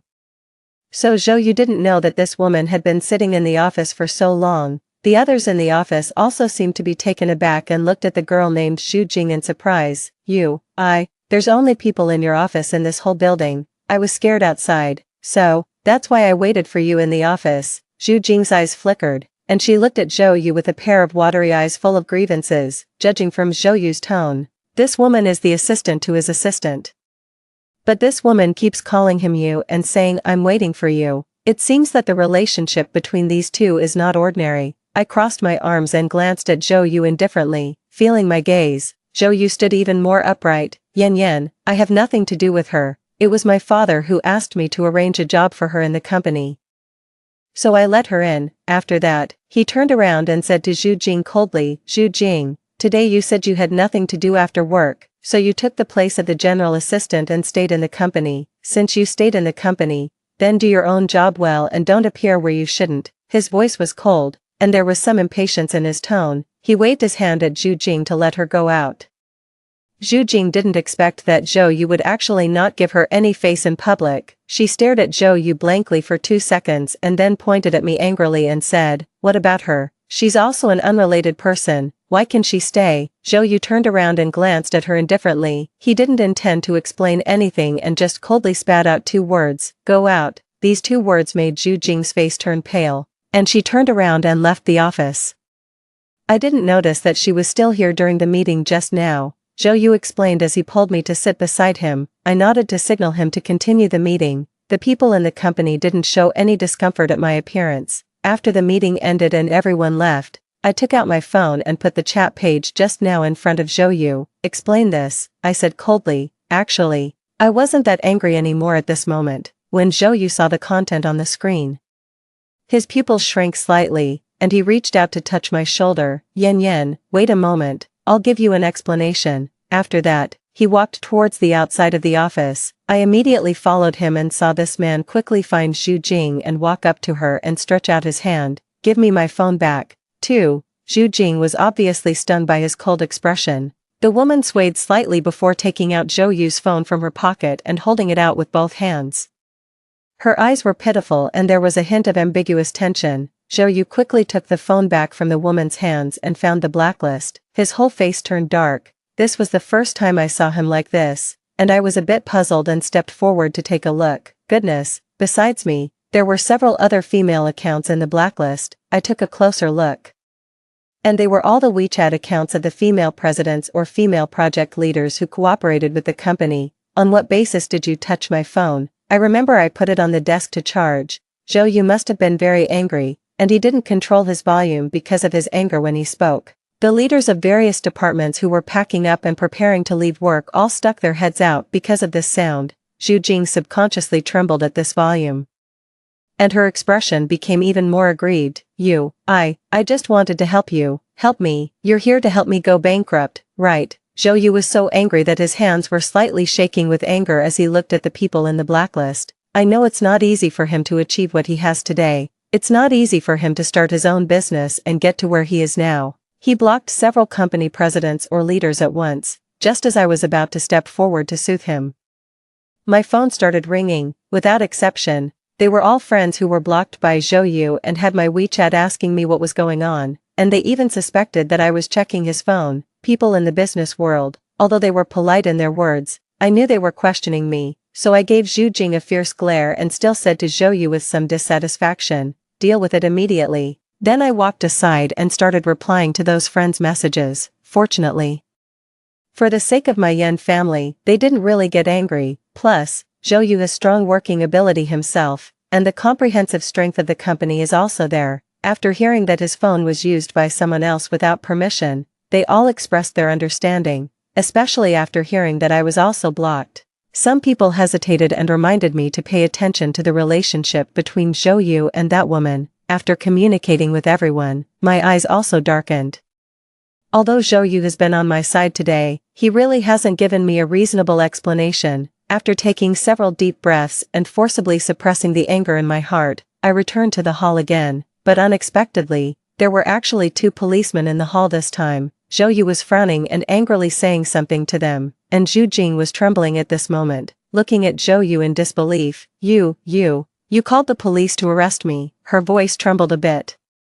After seeing that Zhou Yu didn't intend to pay attention to her, seeing that Zhou Yu ignored her, she turned to the 2 policemen beside her. She almost stepped forward in 2 steps and grabbed the policeman's arm. "Uncle Policeman, we're friends. I was just joking. We have a good relationship. You can't arrest me." The policeman took 2 steps back in fright and looked at Zhu Jing with a complicated expression. "Miss, this matter can't be regarded as a joke just because you say it is. You used this gentleman's phone without permission and caused him substantial harm." The policeman explained patiently. "We're not friends, and there's no such thing as a joke. She's just an employee of the company," Zhou Yu said unhappily. "Please investigate thoroughly, officer. I suspect she's here to sabotage my company." Hearing this, Zhu Jing's face turned as white as a piece of paper. She bit her lower lip lightly and looked at Zhou Yu with tears in her eyes, looking very pitiful. When she found that Zhou Yu didn't pay attention to her at all and instead came to my side to ask me about the situation of my communication just now, she finally couldn't hold it in anymore. I just think you're not the same as before now. Since you already have a girlfriend, you should keep a distance from all the girls in your WeChat. I just wanted to help you. A crystal clear tear fell from the corner of Zhu Jing's eye at the right moment. Just one tear. It didn't look messy, but it made her look especially pitiful. Unfortunately, Zhou Yu, who was angry, didn't see this performance of the beautiful tear. He said angrily, "What does my friend list have to do with you? You even blocked my girlfriend first. You're not trying to help me keep a distance from girls, you probably want me to die alone." As he spoke, he was still not satisfied and pointed at an avatar in the blacklist. "This Ms. Jiang is the same age as my mother. Do I also need you to help me keep a distance from her? I'm your boss, you do what I tell you to do. Don't do things that I don't tell you to do. This is the rule. Don't you even have this basic professional quality?" Then, he said to the policeman, "Officer, there are a lot of business secrets in my phone. She, an employee who just joined the company, stole my phone, which has caused harm to my company's property. I hope you will investigate it thoroughly." I was stunned as I watched from the side. I originally just came here to catch him cheating, but instead, I met a self-absorbed green tea girl. 3. What's more unexpected is that Zhou Yu actually called the police directly. This also made me feel more at ease about the relationship between the two of them. Maybe my standing beside Zhou Yu again stimulated this woman. She actually broke free from the policeman's restraint and rushed directly in front of us and pointed at my nose and questioned Zhou Yu. "What about her? Why can she enter the office? Why do you draw a clear line with me when you have a girlfriend, but you protect her everywhere? Are you out of your mind?" Zhou Yu said impatiently. "Can't you really tell that she's my girlfriend? Don't you recognize the word wife in my remark? Don't play tricks on me here." Zhu Jing was so scared by the shout that she hid behind the policeman. It seemed that she was really afraid at this moment. The policeman also understood what was going on at this time, but indeed, Zhu Jing's behavior had caused losses to Zhou Yu. They first asked if they could reach a private settlement, but Zhou Yu firmly disagreed. "Impossible, sending that kind of message to my wife. Isn't this making me a bachelor? I can't stand it." Because of Zhou Yu's insistence on not reaching a settlement, Zhu Jing was taken away. Before leaving, this woman pitifully tugged at the suit jacket on her body and stood in front of Zhou Yu and asked, "I'm cold, can I borrow this jacket to wear out?" Zhou Yu glanced at the jacket and said lightly, "It's not mine." At this time, the design director who had been watching the drama on the side finally jumped out of his office. "It's mine. I just casually put it on the chair next to President Zhou. I didn't expect you to take it by mistake. Please give it back to me. I'm cold too." Zhu Jing's face froze. She angrily pulled off the jacket and threw it into the design director's arms. At the same time, she didn't forget to turn around and give me a fierce glare before leaving with the police, looking at the resentful gaze that Zhu Jing cast at me when she left. I couldn't help but find it a bit funny. What was this all about? The green tea girl tried to provoke me, but ended up sending herself to the police station. Later, Zhou Yu told me that Zhu Jing was the daughter of his neighbor. That family moved to the north 10 years ago and had just come back recently. As soon as they came back, they visited Zhou Yu's family. The two families had a good relationship before, and now that they were back, they got in touch again. When they heard that Zhu Jing was still looking for a job, they asked Zhou Yu to arrange a job for her in the company. Zhou Yu had almost forgotten about this person. Who would have thought that she would cause trouble on her first day at work? 4. I was a bit speechless and remarked with a sentence, "Is this another plot of childhood sweethearts?" Unexpectedly, after hearing this, Zhou Yu gave me a performance of pretending to vomit on the spot. "I don't have such a scheming childhood sweetheart. Since she was a child, she has always caused trouble. Liked to pretend to be pitiful, and then shifted the blame onto me. In the end, she would say with a wronged look, 'It's all my fault.'" After imitating Zhu Jing's appearance and saying this, Zhou Yu's whole body shuddered, as if he was trying to shake off the goosebumps on his body. "Anyway, I don't want to have anything to do with her in my life. If it weren't for my father's request this time, I wouldn't have let her into the company at all." It is said that although she was taken to the police station, Zhu Jing didn't receive any punishment in the end, because she went to complain to Zhou Yu's father while crying and sniveling. Amidst Zhou Yu's father's angry scolding, Zhou Yu finally chose to reach a private settlement. She walked out of the police station that night. I thought that since Zhou Yu had already been so decisive this time, she should have known when to quit. After all, her actions were really too stupid to bear watching.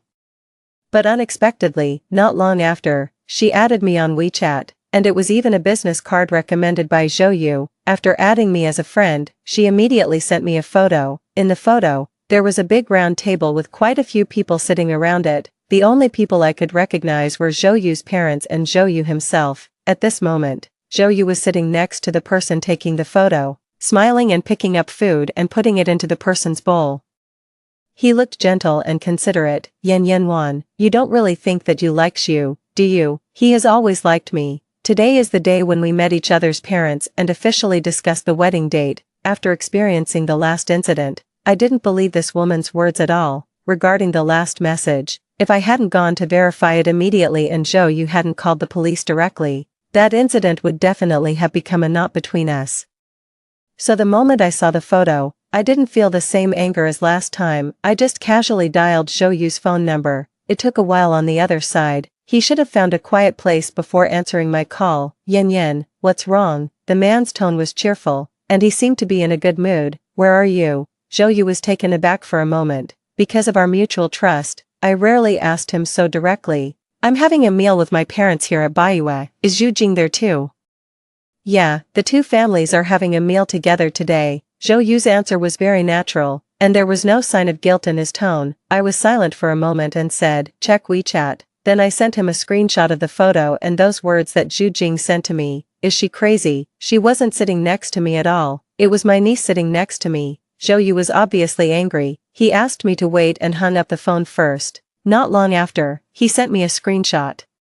The screenshot was from his little niece's moments. Both photos were taken by his little niece. Yan, come over too. We must make things clear today. This Zhu Jing is just crazy. I was a bit unsure. Is it not appropriate for me to go to a gathering of your two families? What's inappropriate about it? My parents really like you, and if we don't make this matter clear face to face today, Zhu Jing's constant interference will affect our relationship. At the end, he was obviously flustered and firmly said, yes, you must come. I'll send the driver to pick you up. 5. Thinking about what Zhou Yu said about making things clear at once, I changed my clothes and went out. Baiyue wasn't far from where I was, and I arrived in about 20 minutes. As soon as I arrived, I saw Zhou Yu come to the door to pick me up. Seeing that he was still angry, I quickly went up and patted his shoulder to soothe him. As a result, he still looked wronged.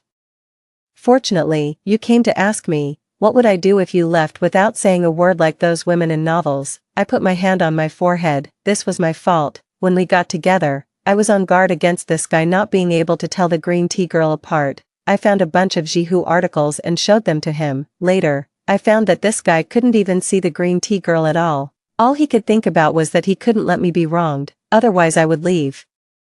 After being soothed by a hug, Zhou Yu led me into their private room. When we entered the room, the people in the private room were chatting and laughing. When father and mother Zhou saw me appear, they were very happy and quickly called the waiter to add a seat for me. Yan, come quickly and sit next to Auntie. Mother Zhou happily asked the waiter to put the chair next to her, which was just next to Zhou Yu, and indeed, there was a little girl under 10 years old sitting next to Zhou Yu's seat. Sitting next to the little girl was Zhu Jing. When Zhu Jing saw me come in, she was obviously stunned, and her face also turned ugly. Zhou Yu, who is this? Why did you bring an outsider to a gathering of our two families? A slightly older woman sitting next to Zhu Jing, who seemed to be Zhu Jing's mother, said in a sarcastic tone after seeing me sit down. Hearing this, Mother Zhou's expression changed. Auntie gently patted the back of my hand to reassure me, then she smiled and said, this is no outsider, this is my daughter-in-law, Yan Wan. So this is Zhou Yu's girlfriend. The woman forced a smile and continued, the little girl really keeps a close eye on him, she even has to follow him when he has a meal with his parents. This sentence made me seem like an unreasonable person who restricts her boyfriend. She was an elder, and logically speaking, I should respect her. But some elders really don't deserve my respect. Auntie, you misunderstood.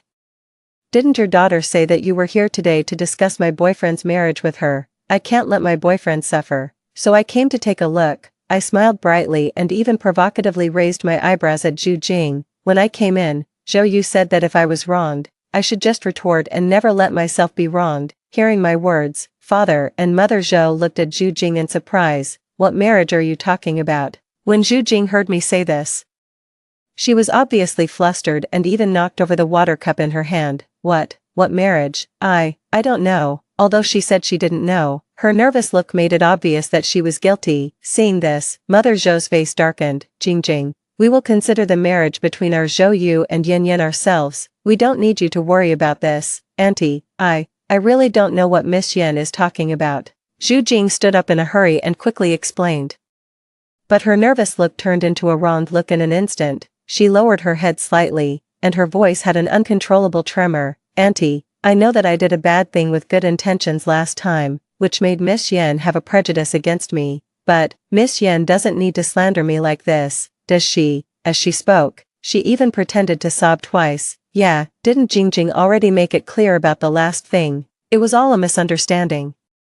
She just worried that Zhou Yu was too much of a straight man and didn't know how to keep a distance from other women, which would make his girlfriend angry, so she did that. Zhu Jing's mother quickly went up and hugged Zhu Jing into her arms, and then gave me a fierce glare. Miss Yan, it's already bad enough that you came uninvited. What do you mean by targeting our Jing like this as soon as you come? Jing grew up with Zhou Yu since she was a child. If she really wanted to compete with you, do you think you would have any chance? 6. I was speechless. Although I had already seen that Zhu Jing's mother was not a normal person, I didn't expect her to say such things. However, the one who reacted the most to these words was Zhou Yu. He almost jumped out and directly stood in front of me. Aunt Li, Yan Yan didn't come uninvited. She's my girlfriend, and I asked her to come. As for me and Zhu Jing, there has never been anything between us. I have never liked her, and there has never been anything about Zhu Jing between me and my girlfriend. These words almost left no face for the other side. The faces of Zhu Jing's family also darkened. Zhu Jing looked up at Zhou Yu from her mother's arms. This look was extremely skillful, full of grievances and forbearance. She looked like a poor little woman abandoned by a scumbag. The atmosphere in the whole private room became even more awkward. What are you doing? Why are you making a scene when we're all sitting here having a meal? Zhu Jing's father quickly stood up and pressed Zhu Jing and his wife back into their seats. Then he said, since we're getting together, we should be happy. There's no need to make things unpleasant, right? As he spoke, he raised his wine glass and wanted to clink glasses with Father Zhou. Father Zhou hadn't said a word, but judging from his expression, he was also unhappy. But he still raised his glass and clinked it with him. Since things were like this, Zhou Yu and I didn't plan to say more. Anyway, Zhou Yu had already made things very clear. Who would have thought that although we decided to let it go, the other side didn't plan to? Because of what happened just now, everyone was feeling awkward during this meal. The only one who was having a good time at the table was Zhou Yu's little niece. Unexpectedly, not long after the atmosphere had just eased up, Zhu Jing's mother suddenly laughed and said, in the blink of an eye, you and Jing have grown up so much. I still remember the way they played together when they were children. When talking about the children's childhood, Father and Mother Zhou's expressions also softened a lot, and they couldn't help but sigh that time really passed quickly. But unexpectedly, the woman's next sentence was, I still remember that they even made a betrothal agreement when they were young. Zhou Yu has always said since he was a child that he would marry Jing and protect her when he grew up. After saying that, she seemed to suddenly realize that she had said the wrong thing and said to me, Miss Yan, don't mind, I just remembered what happened to these two children when they were young. We all know that betrothal agreements are not popular anymore now, and it won't affect you. I couldn't help but sneer. She said it wouldn't affect us. But she kept talking about the betrothal agreement. When Zhou Yu heard this, he immediately became unhappy. Auntie, I'm afraid you remembered it wrong. I never said I would marry her. It was you who always said that I was a boy and should protect girls, and you forced me to protect her. When talking about this, Zhou Yu seemed to be a bit wronged. Just because of this, all the delicious food my parents gave me since I was a child was taken by you and given to Zhu Jing. I almost burst out laughing, and the smile on the face of Zhu Jing's mother opposite me froze directly. It took her a while to react. Just as she was about to open her mouth to speak, Zhou Yu's mother spoke again. There was indeed such a thing as a betrothal agreement. Hearing this, Zhou Yu turned around and looked at his own mother in disbelief and exclaimed, Mom, what are you talking about? Unexpectedly, Mother Zhou just ignored him and continued to smile. However, it was your family who kept saying that the two children were a good match and could make a betrothal agreement. We have never agreed to it. Hearing this, Zhou nodded repeatedly and at the same time turned to look at me. Yan, I told you that I have nothing to do with her. When Zhu Jing heard this, tears streamed down her face. She looked at Mother Zhou. Auntie, don't you like me anymore? You said you liked me very much before and were willing to have me as your daughter-in-law. She had just said one after another that it wouldn't affect the relationship between me and Zhou, but now she was saying she wanted to be someone else's daughter-in-law. This woman was really shameless. Hearing this, Mother Zhou was still smiling. She picked up the water cup in front of her, took a sip of water, and then pulled my hand and said, I did say that. But that was just my wish, which doesn't mean that you is willing. Now that you has decided on Yan, then my daughter-in-law is Yan. These words were like a slap in the face of Zhu Jing's family. Zhu Jing's parents were a bit indignant and still wanted to argue. At this time, Father Zhou spoke up. Lao Zhu, sister-in-law, the relationship between these children is not something that we parents should interfere in. Zhou and Yan are very good together, and we also like Yan very much. After saying that, he looked at Zhu Jing again. We watched Zhu Jing grow up when she was a child. The little girl is very nice, but she is really not suitable for Zhou. I will introduce a better one to her in the future. As he spoke, he raised the wine glass in his hand and drank a glass in front of Zhu Jing's father. Zhu Jing's father had no choice but to agree and accompany him with a glass as well. It was obvious that he didn't dare to offend Zhou's father. Even Zhu Jing's mother didn't dare to continue pestering and sat obediently in her seat with a forced smile. However, Zhu Jing stared at Zhou closely with her big watery eyes and questioned, do you really not like me? I don't believe it. Zhou was directly shocked. I just don't like you. What's there for you not to believe? If you don't like me, why did you help me so much since we were children? When the chubby deskmate bullied me when we were young, you helped me beat him up.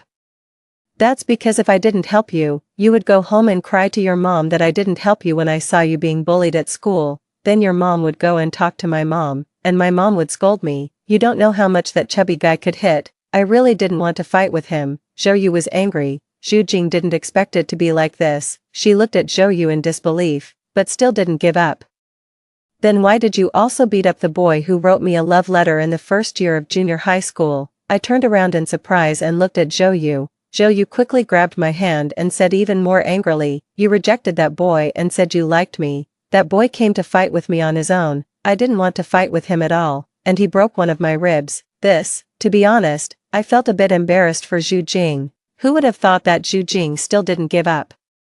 Then why did you arrange for me to join your company without saying a word when I came back this time and even made me your assistant? I heard that I'm the only assistant who was parachuted into your company. Zhou directly put his hand on his forehead. That's because you went to tell my dad that you hadn't found a suitable job yet, and my dad was kind enough to let you into my company, and you're not my assistant. You're the assistant to the general assistant. It was originally an idle position arranged for you, and the purpose was to prevent you from affecting my work. As a result, you almost made me lose several customers. The angrier he got, the more he said, and finally he directly said, Zhu Jing, can you get out of my life? In the end, Zhu Jing ran out with her face covered. After the dinner gathering, I looked at Father and Mother Zhou somewhat awkwardly and said sheepishly, Uncle and Auntie, I'm sorry, I ruined your dinner gathering. 7.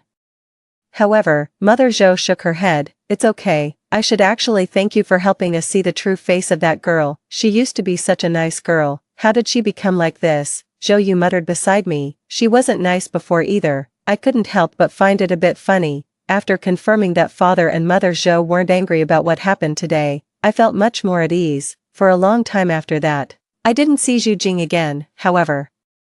Her updates frequently appeared in my WeChat moments, and every day there were some words full of sadness and melancholy. It was so sour that it almost made my teeth fall out. Occasionally, she would also post photos of Zhou and her when they were children, saying that she was nostalgic for the past. I saved the pictures and only cropped out the part of Zhou. The guy was quite cute when he was a child, as delicate as carved jade, and not at all like the straight man he is now. I knew that all these were meant for me to see, but if I didn't take the bait, she couldn't do anything about it. But I didn't expect that not long after, she actually became an internet celebrity, because she was good-looking and could dance classical dance, wearing a traditional hanfu. She looked incredibly beautiful in front of the camera, in addition to her sad and melancholy posts in the moments every day. She would also share some wonderful clips of her live broadcasts and the encouragement from her fans. It seemed that she was really going to focus on her career, and both Zhou Yu and I were quite relieved, since she made such a fuss last time. Zhou Yu's parents thought that our marriage should be settled as soon as possible to prevent all sorts of people from getting involved. My parents were also very satisfied with Zhou Yu, so they had no objections. So, under Zhou Yu's urging, we set the date of our engagement at an extremely fast speed. The whole family was busy, and I was the only one who cared about whether the food at the engagement banquet would be delicious. Everything was going smoothly. The problem was that a few days before the engagement banquet, the news that the president of a listed company had abandoned his childhood sweetheart girlfriend and was getting engaged to his mistress began to spread wildly on the internet.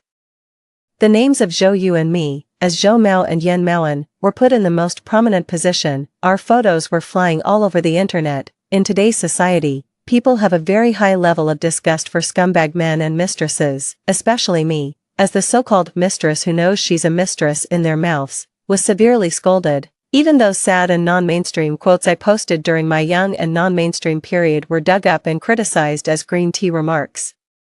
I was completely stunned. When Zhou Yu learned about this news, he called me immediately. Yan, don't worry, I will definitely handle this matter well, and it won't affect our engagement. Don't let the comments on the internet affect your mood. I knew he was worried about me, so I responded and told him not to worry. I also started to investigate on my own. It was obvious that the childhood sweetheart was Zhu Jing. So was it Zhu Jing who spread the rumors on the internet?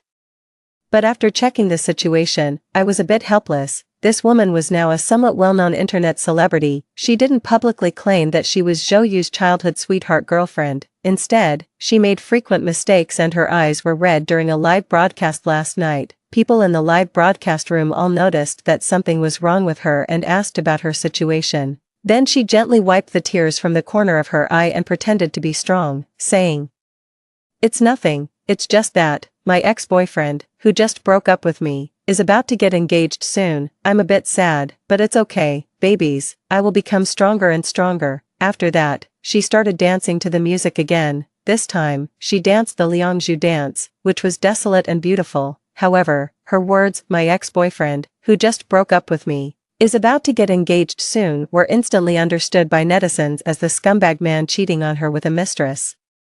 How could the fans bear to see their goddess being wronged? So the righteous fans began to look for this scumbag man and his mistress. Zhu Jing didn't want to say, but they still found Zhou Yu's information from Zhu Jing's moments in the previous period and the clues on her social media accounts. Of course, they also found my information. At first, it was just spread among Zhu Jing's fans. Later, because of Zhou Yu's identity as the boss of a listed company, it attracted the attention of more people in society. As a result, the stock of Zhou Yu's company also dropped sharply. The current problem was that Zhu Jing had never clearly slandered us on the internet. Every word she said didn't directly point to us. Everything was found out by the fans themselves. She just wiped her tears and persuaded her fans when they were excited. Forget it, don't disturb other people's lives. Everything seemed to have nothing to do with her.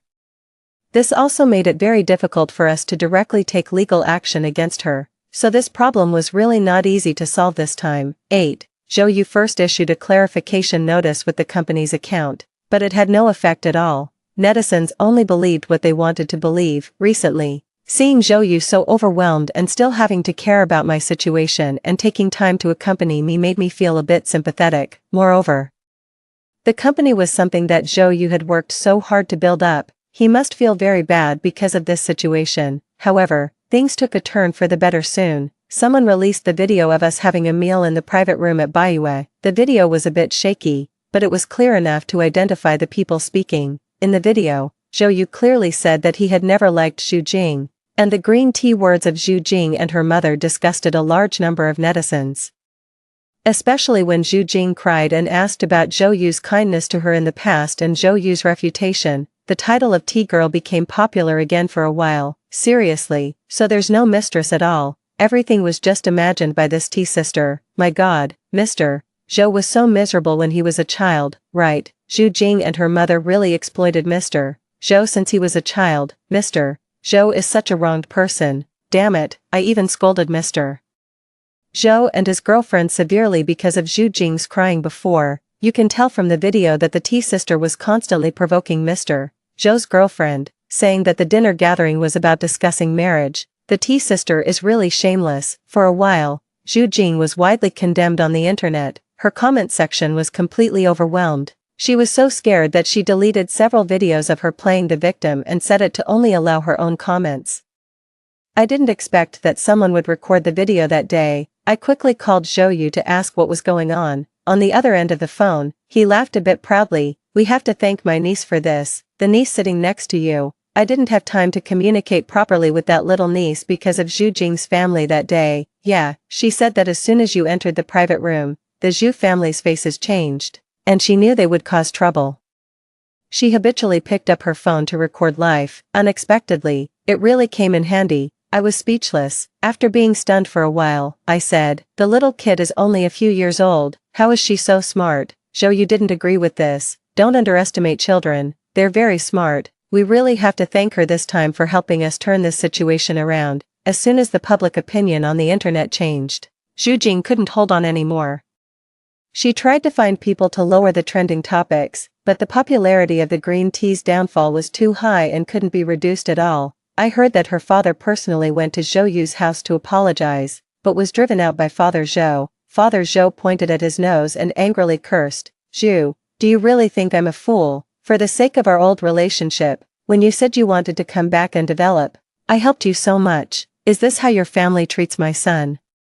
Zhu Jing's father wanted to explain, but he only got the word "get out." I didn't expect that in desperation, she would actually come to me in the end. She invited me to meet at a coffee shop, thinking that there should always be an end to this. I went. In the coffee shop, the woman looked haggard, but she was still so beautiful that it made people feel sorry for her. "I'm sorry about the things on the internet. I'm apologizing to you." As soon as I sat down, she stood up and bowed to me.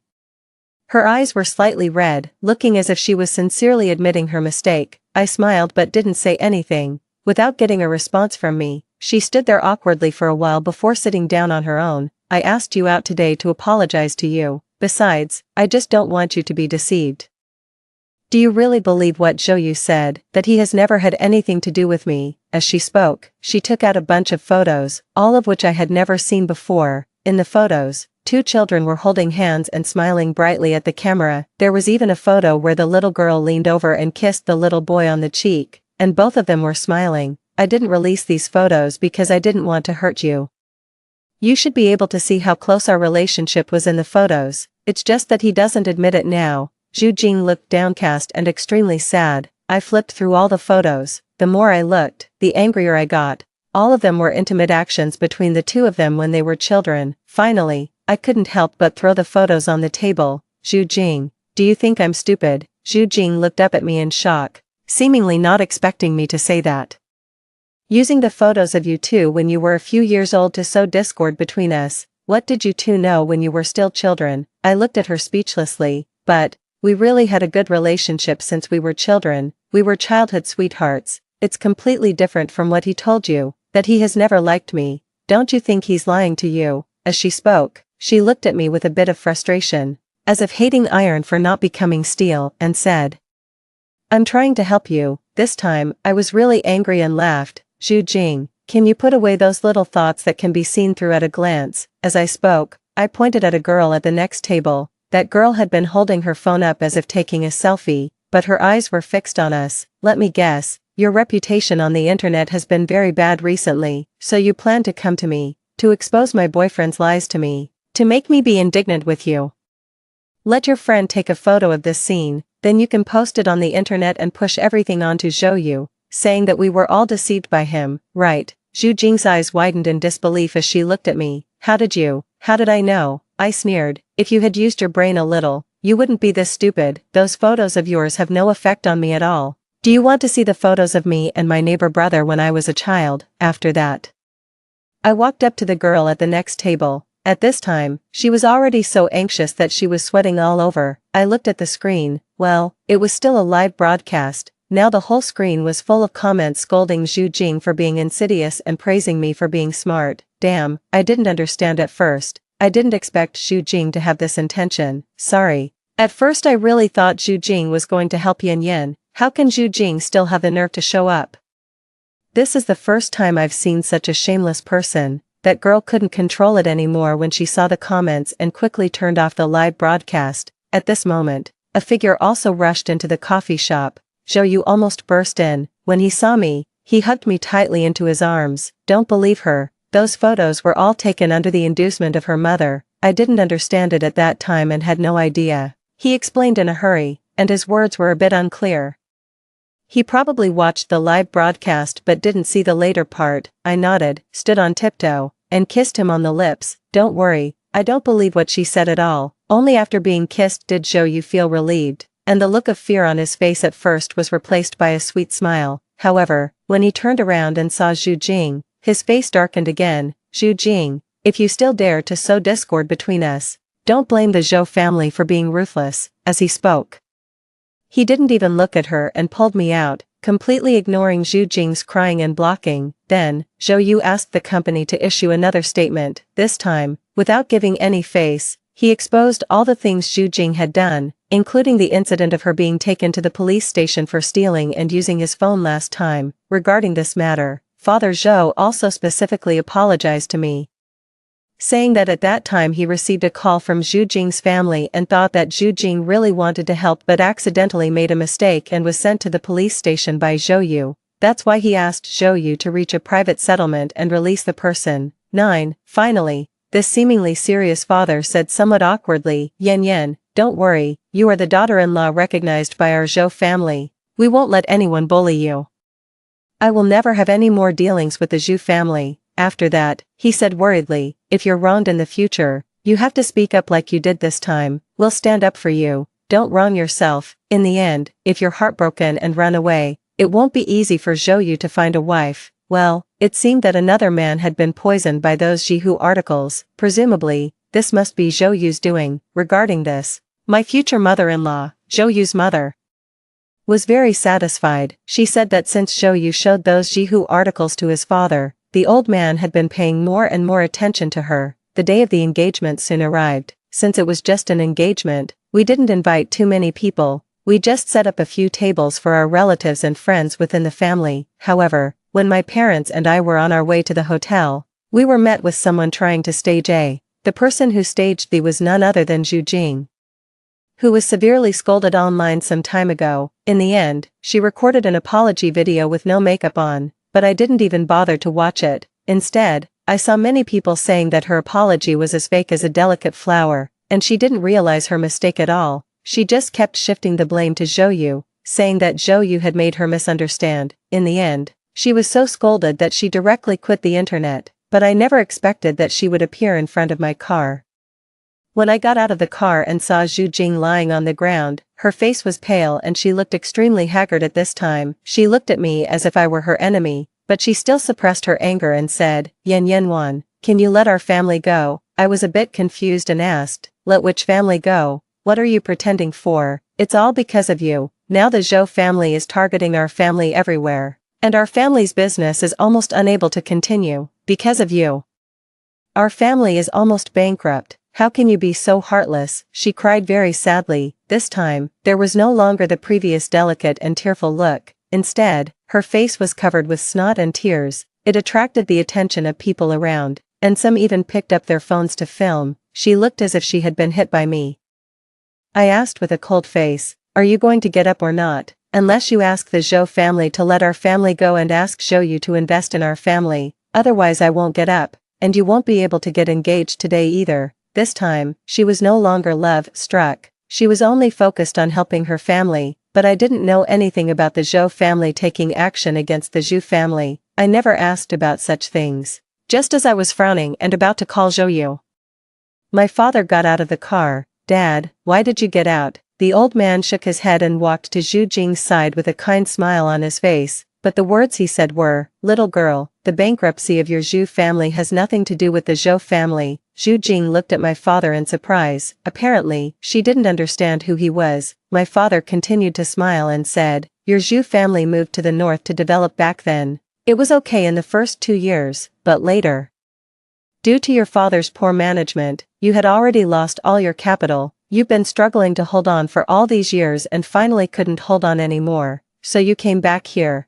After coming back, in order to make a comeback, you set your sights on the Zhou family, and the Zhou family, out of the little friendship from years ago, gave you a lot of help, but you were greedy, so you targeted Zhou Yu, even though you knew he was with my daughter. You still tried to seduce him everywhere and disrupt their relationship. No, I really like you. We were childhood sweethearts since we were young. Zhu Jing screamed and shook her head, her eyes full of panic, but my father didn't stop. Instead, he continued, you'd better get out of the way right now, otherwise, if the Ma family from the northeast, whom you deceived, finds out your current whereabouts, do you think they will come looking for you? And guess if there's anyone here who will still protect your Zhu family. After all, my father was an experienced person. The sense of oppression when he spoke was something that Zhu Jing, a young girl, simply couldn't withstand. She almost scrambled to the side and quickly said, don't tell them, then you'd better not delay the time for my daughter's engagement, my father said lightly. As he spoke, he pulled me into the car. In the car, I asked my father curiously how he knew about the situation of their family. He sneered and said, my daughter has been bullied. Do you really think I would not react at all? As he spoke, he glared at me reproachfully and said, you should tell your father about such things earlier in the future. After I repeatedly promised and nodded, he told me that when the incident was making a big stir on the internet, my father didn't rush to deal with the online matter. Instead, he went to investigate the situation of the Zhu family. Only then did he find out that the Zhu family had already gone bankrupt in the north and had offended many people. The biggest one among them was the Ma family. Originally, it was agreed that Zhu Jing would marry into the Ma family in exchange for the betrothal gift. Who knew that this family took the betrothal gift and quietly ran away? Now the Ma family still has other matters to deal with. After they finish dealing with them, they will come looking for the Zhu family sooner or later. After the local families heard the news spread by my father, who would still dare to have contact with the Zhu family, the matter of the staged accident for blackmail was resolved very easily, and the engagement ceremony was also very smooth. However, even after getting engaged, Zhou Yu was still nervous every day, feeling that he wouldn't be at ease until we got married. Recently, he has read a lot of stories about chasing one's wife after making mistakes. He also takes me to the doctor for a check-up every now and then. He was afraid that I would be like the female lead in a sadistic novel and have cancer or something. I slapped this silly man on the head and said, can you think something good about me? Zhou Yu touched his head awkwardly and said, okay, you must be fine. My wife will live a long and healthy life. The next time I saw Zhu Jing was at a business cocktail party. Zhou Yu was chatting with several CEOs about business matters. I felt bored and planned to find a place to sit by myself, but I never expected to meet Zhu Jing. At this time, she was dressed up beautifully, but it was obvious that she was haggard. When she saw me, she was also obviously stunned for a moment. I could clearly see the anger in her eyes when she saw me, but this time she didn't dare to come forward and cause trouble for me. However, when she saw me sitting across from her, she got up in a panic and prepared to leave. Just as I was about to open my mouth to question her, I heard a sweet and delicate female voice on the other end of the phone. Who is this? Byron, this part seems incorrect in the original text. Maybe there's a mistake. Ignoring this for now. When she saw the man, Zhu Jing was extremely nervous. Even though she was being careful, the man still pinched her arm hard and dragged her to the side. That's someone from the Ma family, Zhou Yu said, appearing beside me at some point. Remembering what my father had said about the Ma family before, it seemed that they had really come looking for her. I didn't know how much my father had helped in this. Did Zhu Jing marry into the Ma family? He shook his head and said, the Ma family won't have her. The Ma family made preparations when they gave the betrothal gift. Now that betrothal gift has been manipulated into financial embezzlement. Zhu Jing's father has already been imprisoned. Zhu Jing is staying with Ma Dong without any status just to make a living. Anyway, life is not easy for her. After hearing this, I looked in Zhu Jing's direction again. Sure enough, I saw that Ma Dong was pushing Zhu Jing out to accompany the guests for drinks. People, one really shouldn't be greedy. For example, I'm never greedy. I don't even dislike Zhou Yu. This fool who likes to read sadistic female-oriented novels. Story 2.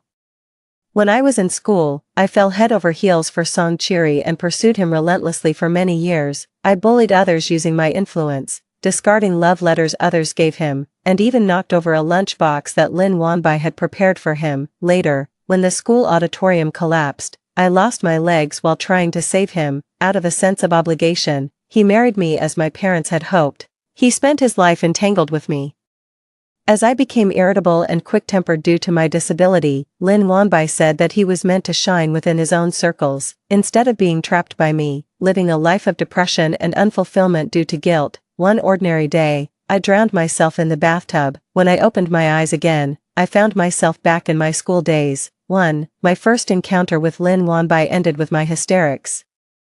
She didn't say much, just calmly asked me to let go of Song Chiri. Perhaps it was the words let go that triggered me. It made me drop all pretenses and become truly unreasonable. Emotions came swiftly and did not leave just as quickly. When I had managed to compose myself and returned, Song Chiri had already prepared dinner. As soon as I exited the elevator, I could smell the delicious aroma of the plum-flavored spare ribs I liked. "Where have you been? Are you hungry?"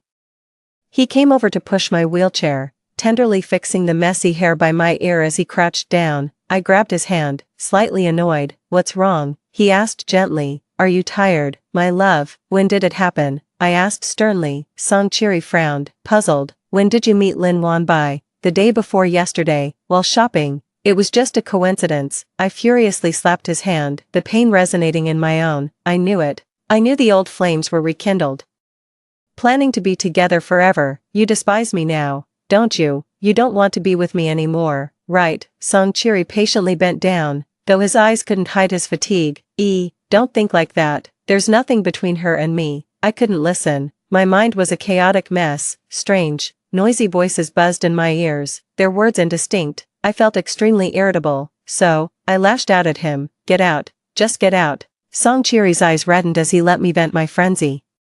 When I tired out, he brought my hand close to his face. "I won't leave you. I don't need your pity. Just go away," I yelled, striking him hard. He turned his head from the force of my slap, his cheek quickly swelling. Yet, I forcefully pushed him away and wheeled back to my room. No matter how much Song Chiri apologized or pleaded, I refused to open the door. I was furious, yet I didn't understand why. Confusion and fear overwhelmed my mind. I screamed and cried hysterically in the bedroom, as if trying to cry myself to death on the spot. When I regained my senses, the room was a mess and it was already dark. Only the pale moonlight seeped through the window. I realized I had truly gone mad. The door opened, and there sat Song Chiri at the threshold, helplessly hugging his knees, leaning against the wall. The sound of the door startled him awake. He quickly got up, checking on my condition from all sides. Once assured I was okay, he embraced me. "I know you're feeling uneasy, but you must believe, no matter what, that I love you." The light in the hallway was harsh, making my eyes sting. I held Song Chiri in my arms, my hand buried in his hair. In the light, I noticed the slight graying at his temples. A swelling feeling overcame my heart. I realized it had been a long time since I had looked closely at Song Chiri's face, so I cradled his face in my hands and studied it carefully. His eyes were swollen and red, yet his gaze was tender and affectionate. His smile, however, was heartbreakingly sad. Lin Wanbai was right. He should have pursued everything he loved. He should have had a vast future ahead, instead of being trapped in this small place because of me. "I'm sorry." I heard my voice tremble, unable to hold back the tears any longer. I sobbed breathlessly. Song Chiri pressed his lips close to mine, silencing all my apologies. He kissed away my tears, whispering repeatedly in my ear, "You don't need to be sorry, I love you, too." I knew I could fall apart at any moment, because these crazy days often unfolded between me and Song Chiri. Taking advantage of a lucid moment, I consulted a lawyer and made a will. After taking care of these matters, I felt a great relief. It was as if a stone weighing on my heart had been lifted. Seeing my condition improve, Song Chiri's spirits lifted as well. He took me to the seaside, at the roaring shore. He loudly declared his wish to be with me forever. He took me on a cable car to watch the sunrise. As the sunlight bathed the earth, he kissed me repeatedly, declaring his love. But those sweet words pierced my heart like a knife. Then, on an ordinary day, I said I wanted to eat plum spare ribs. He originally wanted to go out with me, but I stubbornly stayed in bed, saying I didn't want to move. Before he left, he repeatedly promised to come home early. I smiled and kissed his cheek, waving at him, "Be safe." Watching from the window as he waved back and drove away, I couldn't hold back my tears any longer. I repeatedly slapped my legs. Despair, collapse. After calming down, the world was dead silent. I turned my gaze to the bathroom and then crawled into the bathtub. This simple action exhausted all my strength. Lying in the bathtub, I was spent and could only gasp for air with my mouth open. I laughed looking at the ceiling. The warm water from the shower had randomly splashed on my face. I remembered the first time I met Song Chiri. It was a cliché scene from a romantic drama, a rainy day without an umbrella. He entered my heart with an umbrella and his gentle words, and I trapped him with persistence and a life-saving debt for over a decade. It was time to return him to the sea of people, so, like a fish, I plunged into the water, swimming towards the deep sea. From then on, both he and I were free. 3. In my hand was a pink Hello Kitty lunchbox, surrounding me were jeers and noise. The boy in front of me still looked as green as he did in my memories, his face flushed with embarrassment. Catching sight of my unharmed legs, I momentarily lost focus, then, my legs gave way, and I awkwardly fell to the ground, food scattered everywhere, and the jeering grew louder. Sui, what are you doing? Lin Wanbai pushed through the crowd, her gaze on me not too friendly, seeing the lunchbox she gave me knocked over. Her eyes reddened with anger. Sui, what's the point? How long do you plan to keep this up? I touched my leg and fiercely pinched it. It hurt. Tears of excitement were the first to spill over. The noisy crowd quieted down for a moment. Don't think that crying makes you right. I quickly scrambled up from the ground, clumsily cleaning up the aftermath. Amidst the murmurs of the crowd, I picked up all the love letters from the trash can. After cleaning them, I neatly placed them on Song Chi's desk. Then, I gathered all the snacks from my locker and stuffed them into Song Chi's arms. I bowed deeply to Lin Wanbai and Song Chi, saying, I'm sorry. After a physics class, I came to terms with the fact that I had been reborn. Perhaps out of excitement, I cried for the entire class. The old man, looking through his thick glasses, gave me a puzzled look. Sui, why are you crying? Is it that difficult? Looking at my test paper, covered in red crosses and scored in single digits, my voice choked. Teacher, physics is really hard. Then you better switch to the humanities soon. The class burst into laughter. The old man, frustrated yet caring, pointed at everyone. Laugh, you still dare to laugh. Just look at your own scores. Just then, Song Chi finished his questions and interrupted the old man's rant. The old man glanced at his solution, smiled, and nodded. Look, everyone, look. Then he patted Song Chi. Song, study hard. You have hope in the competition this year. Sui, ask Song Chi if there's something you don't understand. I glanced at the taciturn boy and quickly lowered my head. After evening self-study, I ran frantically out of the school gate. My untrained legs were a bit unsteady. Lin Wanbai quickly caught up to me, blocking me at the school gate. Sui, don't go too far.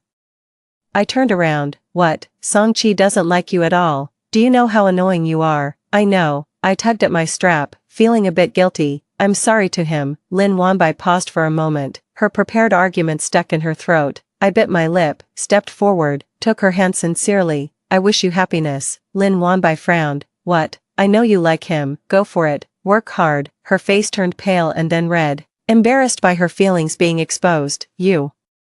What are you talking about? It's obviously you who likes. I turned and ran into the night. Lin Wanbai chased after me, shouting, Sui, stop talking nonsense. On Monday, I joyfully moved my books to the humanities class. Standing on the podium with my backpack, smiling, I said goodbye to my classmates of 2 years. Although it's early, I still hope everyone achieves great success. I took out a big bag of snacks from my backpack. I used to be quite annoying. I apologize here.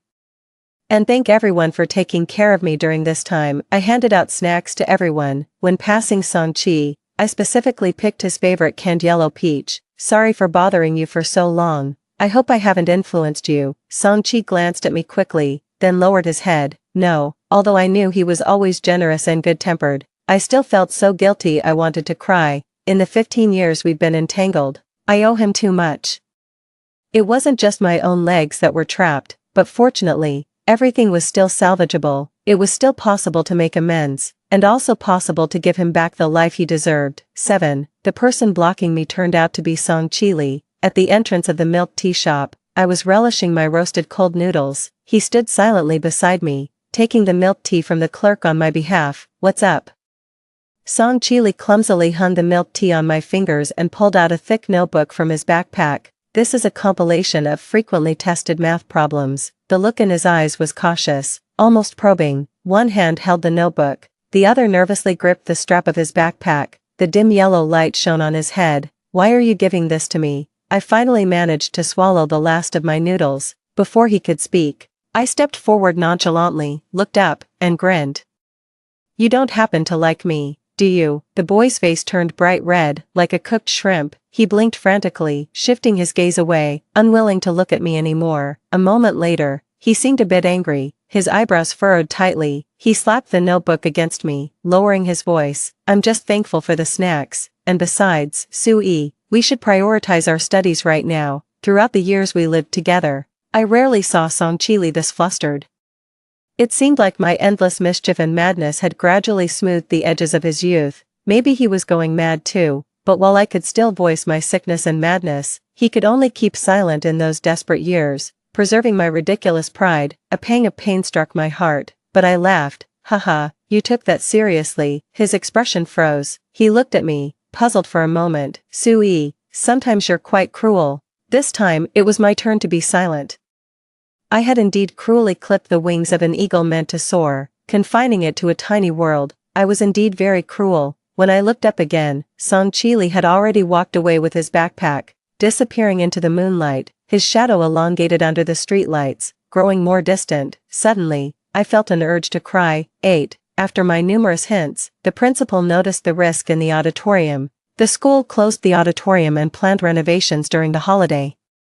With this major worry resolved, I could finally breathe a sigh of relief. During this period, Songchili represented the school in the provincial physics competition. Just like in my previous life, he placed in the top 3 and qualified for the national competition. I saw him when I went to the office to hand in homework. The old man, excited, patted his shoulder, impressed by the promising youth. Give the national competition a shot, you might even get a direct admission.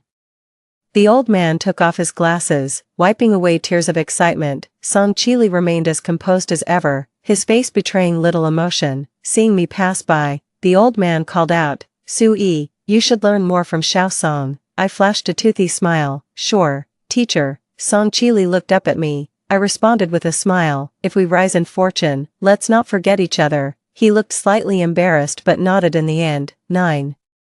The school seized the tail end of the term to hold an arts festival. Everyone knew that next semester they would face the tough challenge of the senior year. Thus, everyone was particularly excited about this festival. In my past life, I was completely focused on Songchili and paid no attention to such events. This time, I actively collaborated with my classmates to create a drama. From the script to rehearsals, to costumes and music, I invested myself fully. At 17 or 18. At the peak of our creative prowess, our original play caused quite a stir. Standing on stage during the curtain call, I was so moved that I nearly cried. It was then I realized how much I had missed in this chapter of life we call youth. After the show, I ran into Songchili backstage. His white shirt made him look even younger than usual. He had signed up for a singing and guitar performance. Seeing me crying uncontrollably, he appeared surprised. I got too emotional, I said with a laugh. Wiping the tears from my eyes, what are you going to sing? Songchili touched his guitar and replied, On a bridge. In my past life, Songchili hadn't signed up to perform. Maybe back then, I had bothered him too much, and he couldn't spare the mental energy to participate in these activities. You were amazing, he said with a gentle smile. Really impressive. The host had already announced the end of the interval. I waved at him. It's your turn to go on stage now. Good luck. The drumbeat started, and Songchili went up on stage with his guitar. I peeked from behind the curtain. The audience was full of youthful, fresh faces, and the sound of the Morin chor filled the speakers. The spotlight shone on him, a figure meant to dazzle. But Songchili, why does your song sound so full of regret? At last, I chalked it up to the melodramatic emotions of youth. My thoughts suddenly shifted. I wondered if during those nights spent with me, he ever glimpsed moments of his younger days in his dreams. But waking up to the silence of a long night, all that remained was his wife, afflicted with a mental illness. It was all too despairing. Watching him, I was unable to hold back tears. Songchili, holding his guitar, looked my way. I turned my head, unable to meet his clear eyes. In my past life, an accident at the art festival had occurred. After today, history would be rewritten. I would not lose my legs, and Songchili would not be hindered by me. We would both head towards a bright future. But it seems there's always someone facing troubles in this world. As I passed by an alley, several people were standing inside. A few crimson lights flickered from a dark box, followed by malicious voices. What are you looking at? Get lost. a man with a cigarette gestured at me. Not someone I could afford to provoke. I shrank my neck. Hurriedly shifted my gaze, and quickened my pace. Voices came from the alley. Lin Wanbai, you're seeking death. Then, a crisp slap sound. I stopped in my tracks and turned back to the alley entrance. Damn it, you really want to die, don't you? Haven't I given you chances? The leader said. Seeing me return, the group turned to look at me. Lin Wanbai was crouching in the corner, casting a pleading look towards me. I called the police, I said to the leader. Someone sneered.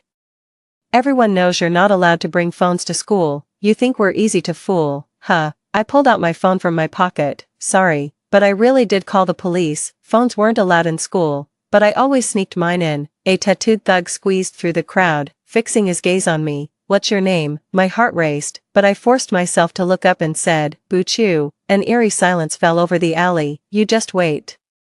The man spat a puff of secondhand smoke at my face. The smoke made me cough violently. A group of people trickled away, their mopeds buzzing faintly in the night air. I stepped forward and helped Lin Wanbai to her feet. Her face was swollen, and her eyes were red. Thank you, she said, her voice tinged with a sob. It's okay. Where do you live? I'll take you home. She turned to look at me, her expression complex. The one who spoke out earlier is my stepbrother.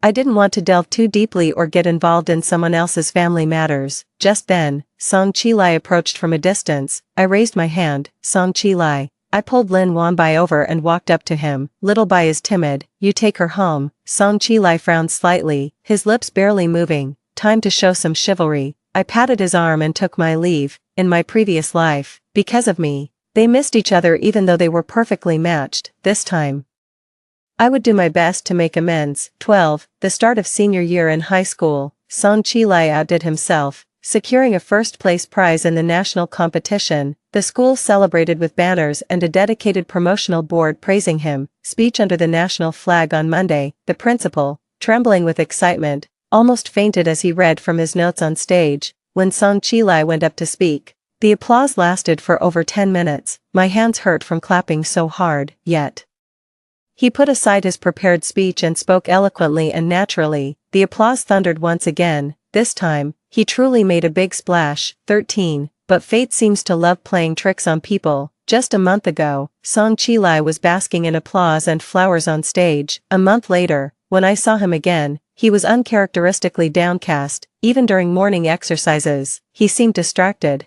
like a frostbitten eggplant. I had a hunch, so I stopped Lin Wanbai. What's wrong with Song Chi-lai? Lin Wanbai looked troubled, hesitating. This only seemed to confirm my suspicions. There's a long road ahead. Don't let this affect your entrance exams. Lin Wanbai rolled her eyes at me sharply. What are you even thinking about? So, what's been going on with Song Chi-lai lately? Lin Wanbai gritted her teeth. Song Chi-lai's mom is sick. She sighed deeply. Cancer. 14. I realized I never truly understood Song Chi-lai. I knew he was from a single-parent family and that his mother had high expectations for him. His mother had only appeared during our wedding in my previous life. Beyond that, I knew little else. I didn't know what I felt as I followed him. He had applied for a waiver from evening self-study, just because he needed to rush to a restaurant to wait tables. After the restaurant closed, he washed dishes until the moon was high in the sky. Only then would he drag his exhausted body home, shoulders slumped, the weight of life pressing down on his shoulders, leaving him breathless. Song Chi-lai is quite proud, Lin Wanbai said. She sighed again. He seems to be thinking about not going to college. If not college, then what? Private tutoring, or maybe re-enrolling in another school to make money. I was at a loss for words. His mother's illness needed money, and all he could do was use his outstanding academic performance to earn it. I want to help him. Lin Wanbai hesitated before finally speaking. Sui, maybe he doesn't want your help. 15. It seemed like at this age, everyone liked to be obstinate. Lin Wanbai was no exception. Song Chiri is like that. Lin Wanbai's older stepbrother is the same. This time he came alone, riding a glowing ghost bike. The strange honking surrounded me. Oddly enough, though he was the one honking, I was the one who felt embarrassed. Sui, I now know your name. He spoke with a cigarette dangling from his lips, his casual demeanor begging for a punch. What a coincidence. My surname is also Su Weilon. Such a pity, wasting such a nice name. Date me, and I'll drive you to and from school. A cringe-worthy cliché that made me want to bang my head against a wall. I just kept my head down and walked on. Feeling snubbed, he quickly got irritated. He grabbed my backpack. Sui, are you listening to me? I had no choice but to stop. I've already made myself clear, no dating. Su Weilon was puzzled. Why? I don't like it.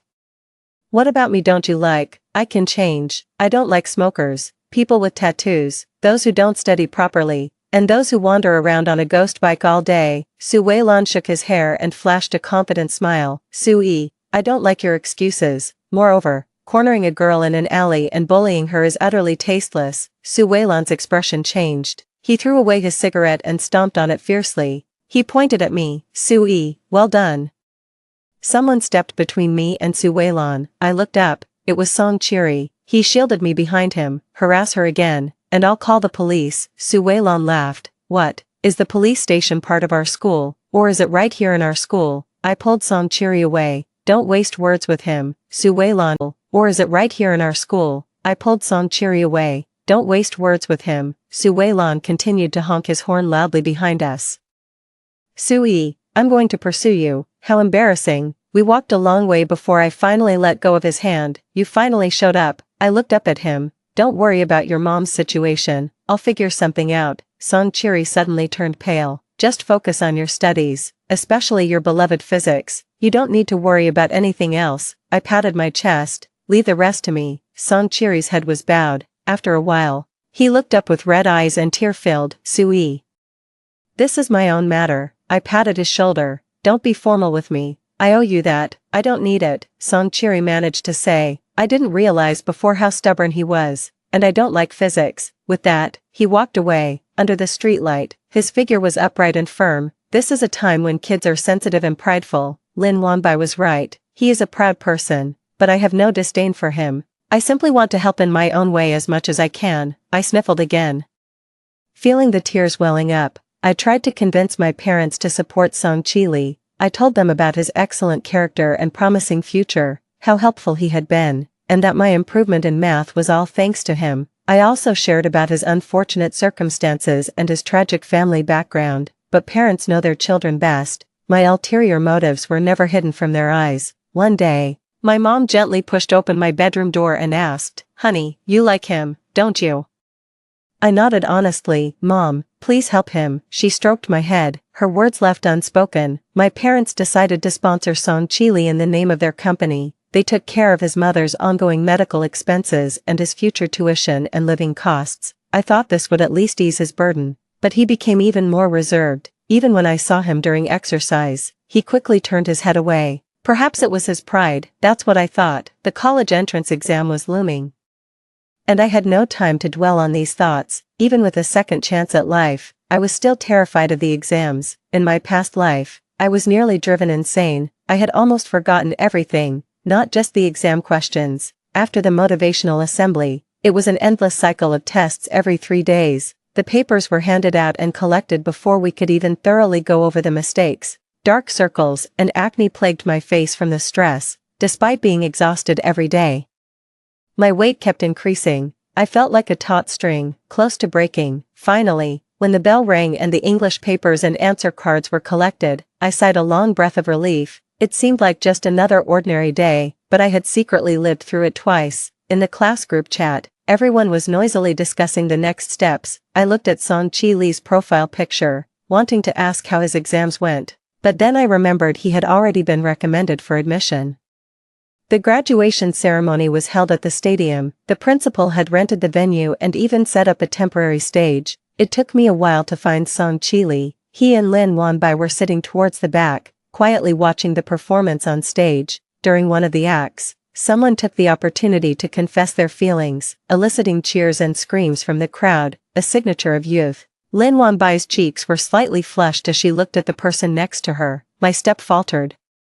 And I froze in place. Everything should stop here. I should let him live his life fully, watch him shine and soar. That's the life he deserved. So I turned around and walked towards the back of the stage where there was a large empty space with few people. Finally, I had a moment to think about my own future. Sui, a familiar, cool voice stopped me. My body stiffened, and my face inexplicably heated up. The June wind was warm as it hit my skin. Song Chili stood at a distance. "Thank you."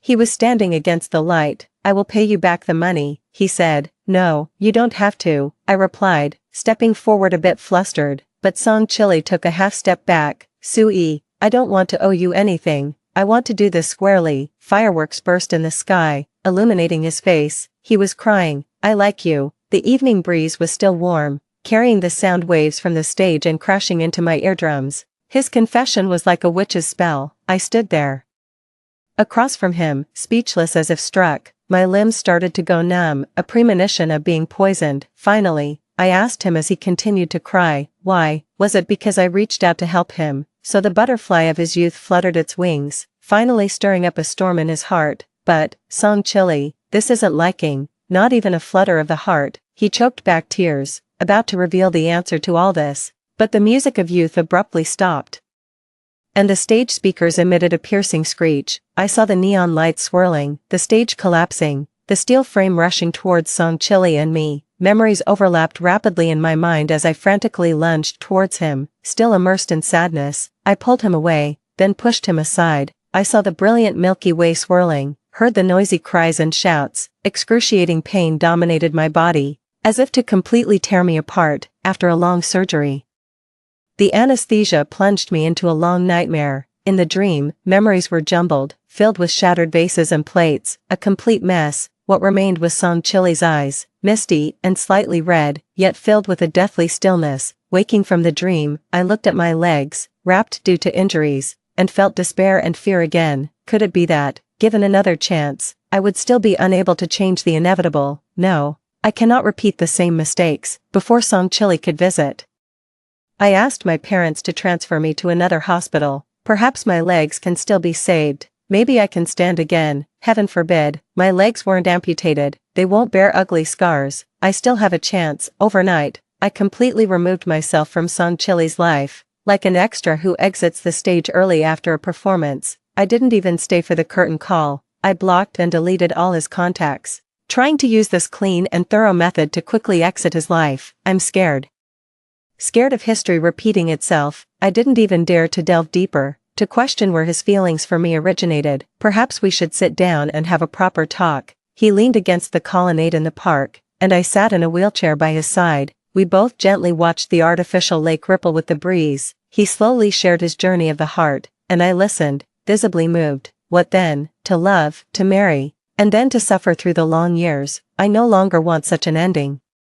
I fear I can't let go, and then fall back in, so I can only escape, stay away. The moment before I blocked him, my still nimble fingers danced on the keyboard, weaving a 5-word lie for him. I don't like you. I managed to save my legs, but just barely. They're still part of me, yet they lack the strength even to support me standing up. The doctor mentioned there's a hope I could stand again, but it's a faint hope. My mom was wiping her tears in my dad's arms, whereas I actually found myself smiling. Mom plans to send me abroad, to change the environment and also to seek treatment for my legs. On the day we were handling the arrangements, I quietly packed the things I wanted to take with me. I didn't manage to get much out before visitors came to see me. Lin Wanbai and her stepbrother Su Weilan were among them. To avoid Song Chili, I had been staying at my grandmother's house after being discharged from the hospital. I'm not sure how the two of them found this place. Grandma warmly welcomed them in and invited them to sit in the courtyard. When I appeared at the living room doorway in my wheelchair, Su Weilan stood up quickly. He rushed to my back and helped push my wheelchair. We stopped in front of Lin Wanbai, who was holding some melon slices that Grandma had cut. Her eyes were red, and she focused on my legs. Sui, your legs. I smiled and lifted the thin blanket to show my pale and skinny calves. They're still here. I pinched the loose muscles. Be happy for me. I might be able to stand again. Really? Su Weilan spoke first, and that's when I noticed him. He had a buzz cut and even removed his tattoos, looking much fresher. There was less fierceness in his eyes, though he still had a bit of a reckless air. Lin Wanbai hesitated, glancing at me and then at Su Weilan. Why are you looking at me? Su Weilan snapped. I waved him off. I want to talk to Lin Wanbai alone. Step away for a bit. What can't I hear? He was slightly upset. If it weren't for me, would she have found you? Su Weilan. Do you really need to be involved in a girl's topic? He reluctantly tried to stay, but after I crossed my arms and showed annoyance, he walked away sulkily. It was just Lin Wanbai and me in the courtyard now. She lifted her red eyes to me. Song Chili, he's been looking for you. Hearing that name gave me a feeling as if ages had passed. I quickly averted my gaze and picked up a piece of sweet melon from the table. What does he want with me, Sue? Can't you see that he likes you? The melon that tasted so sweet yesterday now seemed utterly bland. I bit into it harshly. What are you trying to say? Weren't you fond of him before? Why are you avoiding him now? I don't like him. It was just for fun back then. I quickly finished the melon and wiped my mouth as I looked at her. Besides, I'm going abroad soon. I'll be kissing foreign cheeks. She froze, her face turning pale. She opened her mouth to speak but eventually lowered her gaze. You applied to the same school as him, didn't you? Lin Wanbai nodded. I feigned ease. Perfect. Then you can pass on the message for me. Tell him not to look for me anymore. Consider any so-called favors as compensation for the times I played with him. So, all your pestering and clinging to him, that was just you playing with him. Yeah, I said unabashedly. I've had a privileged life since childhood, always getting whatever I wished for, whether it was the stars or the moon. He was so aloof back then, looking at me as if I were a dog. There's a song that goes, what you can't get always causes unrest. I smacked my lips and shook my head. Lin Wanbai, he and I are from different worlds, and I never imagined he'd be so dull as to say he likes me. It was me who idealized him. Once he came down from his pedestal, I suddenly found him utterly bland. Lin Wanbai's face turned red and then pale, as if performing a quick change act. Then why did you save him? Who doesn't want to be a hero? Besides, we've been classmates for so many years. And he was confessing his feelings for me at that moment. It would have been too pitiful to just watch indifferently. Lin Wanbai pulled out her phone from her bag. Did you hear that? It felt like a rush of blood to the crown of my head, tingling uncomfortably. Song Chiliai, your affection is worthless to her. There was silence on the other end of the phone. Lin Wanbai hung up furiously. When she looked at me, she fought back tears but was smiling. I will win him over and be with him, Sue. You've missed out on a really great person. She then got up and left. I sat there, feeling as if my soul had been drained. Su Weilan came over, clueless, and grabbed some fruit. What kind of fruit is this? It's so sweet. Only the wind blew in response. What were you guys talking about? Did Lin Wanbai say something to you? I'll sort her out. I forced a smile. Su Weilan, that's your sister, he scoffed. I never considered her my sister. If it weren't for her and her mother, my father wouldn't have been so heartless. I didn't know the specifics of his family feud and had no right to judge. By the way, I'm going back to school, he said, grabbing another piece of fruit and smiling happily. With this change, can I pursue you now? No, why? I've changed everything you didn't like. Love doesn't work like that. There are not always clear reasons. He finished eating the fruit in frustration, his teeth gritted. I don't believe it. I will pursue you. Life on the other side of the ocean was barely manageable. I juggled between hospital visits and schoolwork, burdened by my feeble legs. By graduation, I could barely stand up from my wheelchair, first for 3 seconds, then 10, then half a minute. I excitedly video called my parents, miraculously standing up from my wheelchair. My mom opened her mouth in shock, and my dad quickly covered it to stifle her scream. I gasped for air, standing for 1 minute and 32 seconds. It was a new record since I had been able to stand. Even though I was sweating profusely, I was overjoyed, like the little mermaid who gained legs and stepped onto land from the depths of the ocean. I fell back into the wheelchair, laughing heartily until I ended up sobbing. My mom praised me through her tears, eventually also breaking down crying. Dad silently shed tears and immediately changed the call to a video conference, deciding to visit me with Mom overnight. I can stand up now, eventually.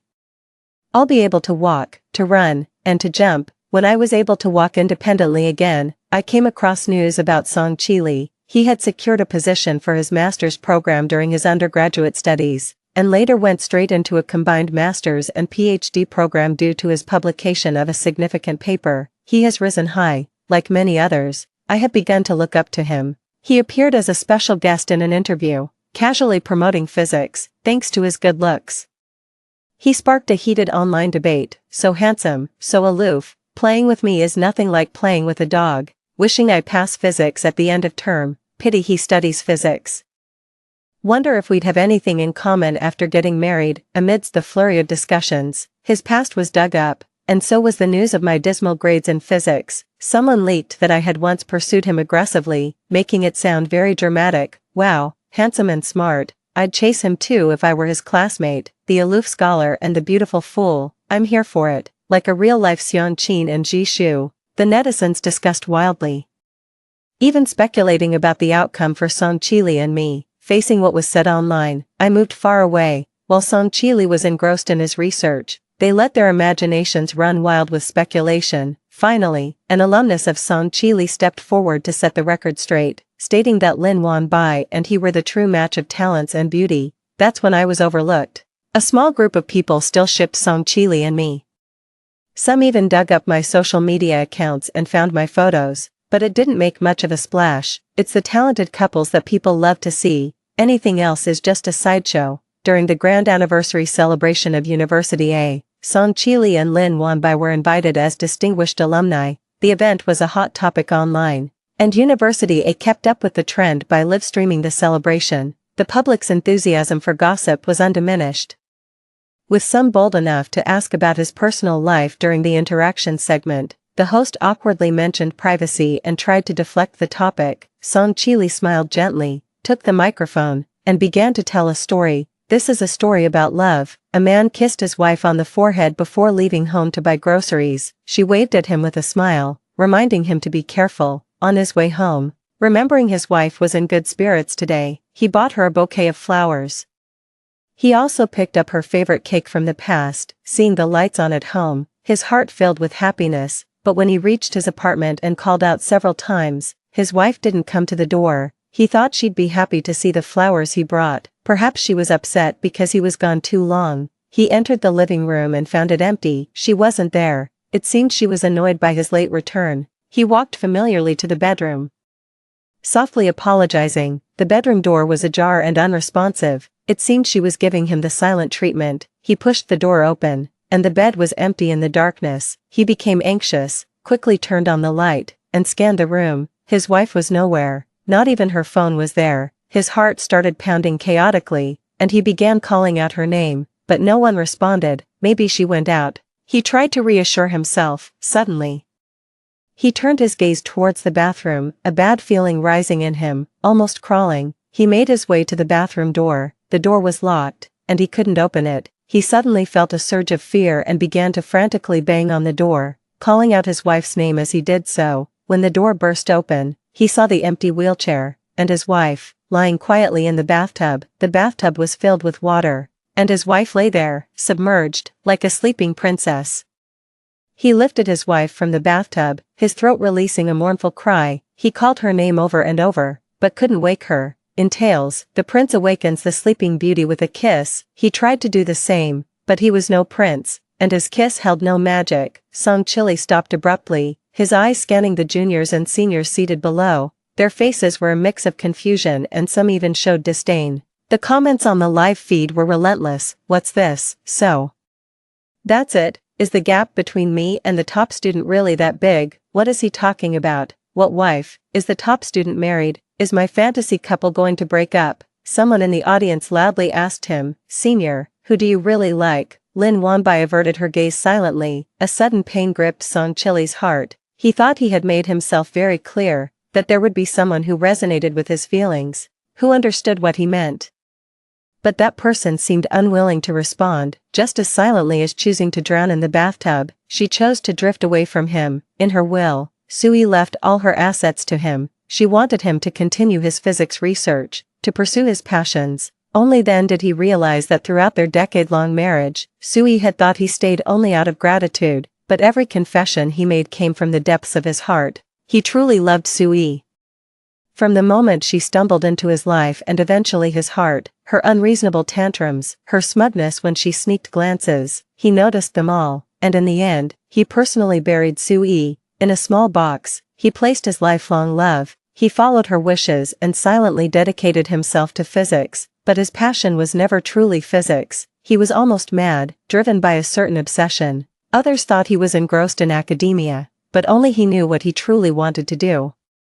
He tried to unravel the universe, to solve the mysteries of time. He tried to return to the past, to the beginning of their story. He told himself throughout the decades that separation was not to be feared. Even if he never succeeded, he would become the wind. The atoms in the universe do not perish. He would meet her again someday, even if, in the end, it was only as particles of dust, nestled together. In his final year, plagued by illness, he solved the equation of time.